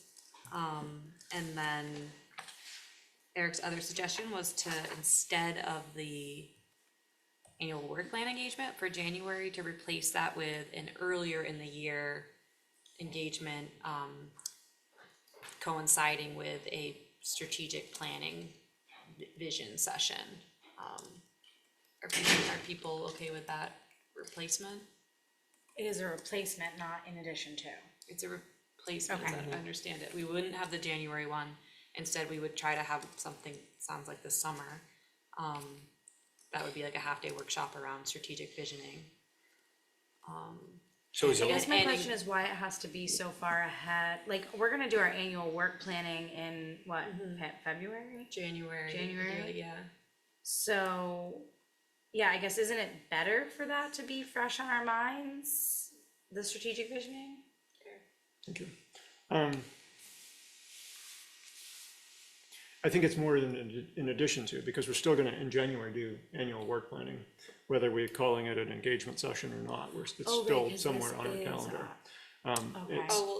So it's sort of in addition to, why put it into, why put it in August? Because we have budget season and it crushes us. And so August is about the last time that we have a good breath of fresh air. That'll be about as close as we can get, and it's still quite relevant.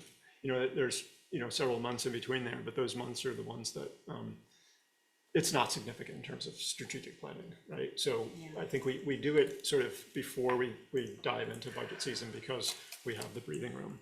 And as far as your suggestion, I totally agree that this plan should go forward. What I was suggesting is sort of a phase 2 that maybe overlaps with some of this, that deals with the longer term strategic approach to engagement that I was talking about, that might eventually augment this stuff, but that doesn't change any of this in terms of from my perspective. Yeah, okay, that sounds good, and maybe that can be something we keep in mind as a priority, like do research around these options and then have it be part of our annual work plan. Get them next year. integrated into it as it evolves. Yeah, like once we have the rest of this year to kind of understand more what the options are in that realm. Have a more focused discussion about it as part of our work plan for next year. Could be one way to approach it. I'm open to other ideas. I don't think we have to hammer it out tonight, but I'm glad that you planted the seed.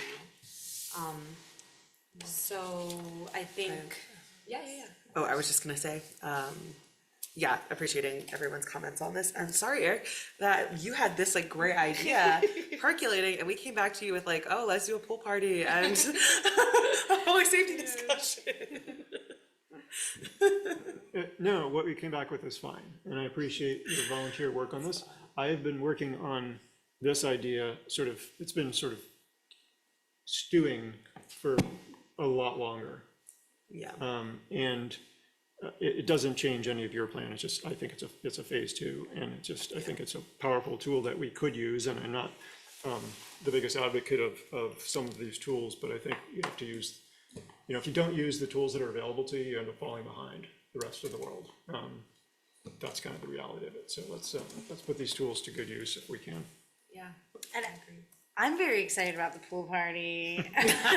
But yeah, and I just want to like thank you both for working on this plan because it's been a huge goal for, in my last year on the board and this year as well to do more, not only gaining the community feedback, which I love this mix of like kind of what feels like content and relationship building. And I think this is a really great like mix of that. I really love the community member leadership development idea. If things shuffle around and, yeah, I love what Eric was saying as well, but I think that's a cool event and maybe a really good step towards like rebuilding trust with some of our really active constituents and relationship building. Great. Okay, so in terms of next steps, we're gonna wait for Alex on guidance on scheduling the CIP ones, but I wonder if we could maybe look at our calendars for an August date for the strategic visioning session that we're gonna add as a public engagement opportunity. And I think the idea is probably a half day, so a Saturday or a Sunday in August. And I know people have a lot of vacation dates, so maybe we could just start by weekends that definitely people know that don't work for them in August. Does anybody have the Red Sox schedule? The 22nd does not work for me. 22nd. It's my birthday. Any other limitations? You're asking people are about aware of? August? Yeah. Yeah, I'm asking about weekends in August. There's actually 5 weekends in August. Don't hate me, but my August is wide open, No, mine actually is too. except for a Thursday night Maury concerts, better than that. I'll be selling cookies out of my vendor truck. Anyone else traveling in August that they know of? No? Okay, so what date do we wanna pencil in here? Do people have a preference, Saturday versus Sunday? I like the Sundays. Sunday's probably better, yeah. I like Sunday too. Saturday feels. Yeah, I kind of, I'm fine with either, actually. Okay, and we know we're doing Braver Angels towards the end of the month, the 25th. So do we wanna do Sunday? We could do a 9 or 16. The 2? second or this 9th, I would suggest, maybe the August 2nd or the 9th. I like the 9th, The 9th? just vibes alone. Seems to kind of Okay. work. Okay, people okay with that? Okay, so then morning start, afternoon, like, Eric, were you suggesting this was a full This is a 6-hour workshop. This is, we start at 9 or 10 and go until 9 to 3. we can't think anymore. The other thought, Jeez. the other thought I have to the extent possible is, we 6 have an hours? outlook calendar, right, within our select board. That is not up to date with any of my Is there any stuff. way that we could start populating that with some of this stuff? So- That's what Mike wants to do. Yeah. Do that's it, what Mike. wants I to do. can't stand Outlook. I mean, I'm just I saying, have because too many it's calendars. it's the town platform, it seems like we should be Yeah. starting to stuff some of our stuff in Well, there. put it in there for what though? Well, You're just on to that? see, well, I I'm don't trying to do know. that right now. Okay, so Yeah, select write these board dates down, strategic Mike, and then visioning send us workshop. calendar invites. We're saying tentatively 9 AM to 3 PM. And what else will we need to do to prepare for this? Do So we, the 9th, you said? August 9th, Sunday, August 9th, We have to decide whether we're going to have a facilitator. right. And I'm sorry, which one is this? This is the Strategic a new one we're Strategic adding. visioning. Okay, this is the new Strategic one. Visioning workshop.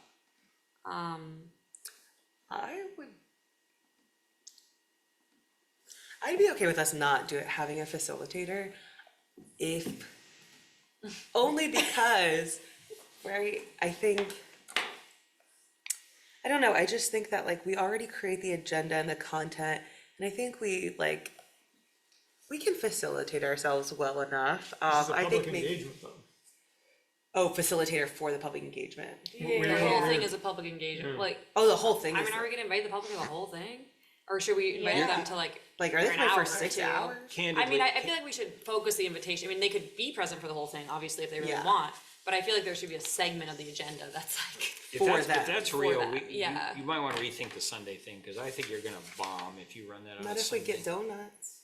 Well, I think that idea is great, but I think it's still a facilitated portion of the meeting, and I think having a facilitator there for the whole time allows the facilitator to run the public portion of the meeting, and then work with us to distill what came out of that, like sort of do the, Yeah, I think a facilitator help is helpful. settle the dust and everything, and help us take that information and do something productive with it for the rest of the day. I will say my opinion, and this is, I really have like appreciated the like annual work sessions we've done with facilitators. I don't know that that's the outcome I get from it though. I feel like what I get from it is like helping guide us through the day, but like that after part is not something that and I haven't seen. unless, do you feel like you get that out of the current, like how, our experience with facilitators so far? Is Do I this feel like, I get what? like this like, post-event Debriefing stuff. debrief Not the summarization? post-event, the public engagement portion. If Ida was saying like a part of the day would be dedicated to engaging the public in a deep way, like in a participatory way. And so then after that, facilitator would be helping us sort of take whatever shows up on the brown papers on the wall or whatever and make sense of it. You gotta have the right person for that too, and I have to say, like, the value points from my perspective of what they bring versus us doing the work ourselves, creating the structure and making it happen. I think you could go either way and come out with similar outcomes. I mean, what I've seen sometimes honestly is, you know, the style of the facilitator and how they approach the work and the information is very, very important in the value point. And when it's a dud, it's a bummer, because you've like kind of spent the money and not really gotten that value of them really orchestrating that, you know, processing of information and so on. But Okay, yeah.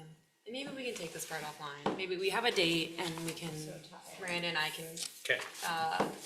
touch base with each other to just keep thinking Thank about you for all your what it's work gonna on look that. like, yeah. Can I ask one question Yeah. that's Yeah. semi-related on the, I'm gonna forget what it was called, the other training that we were gonna do.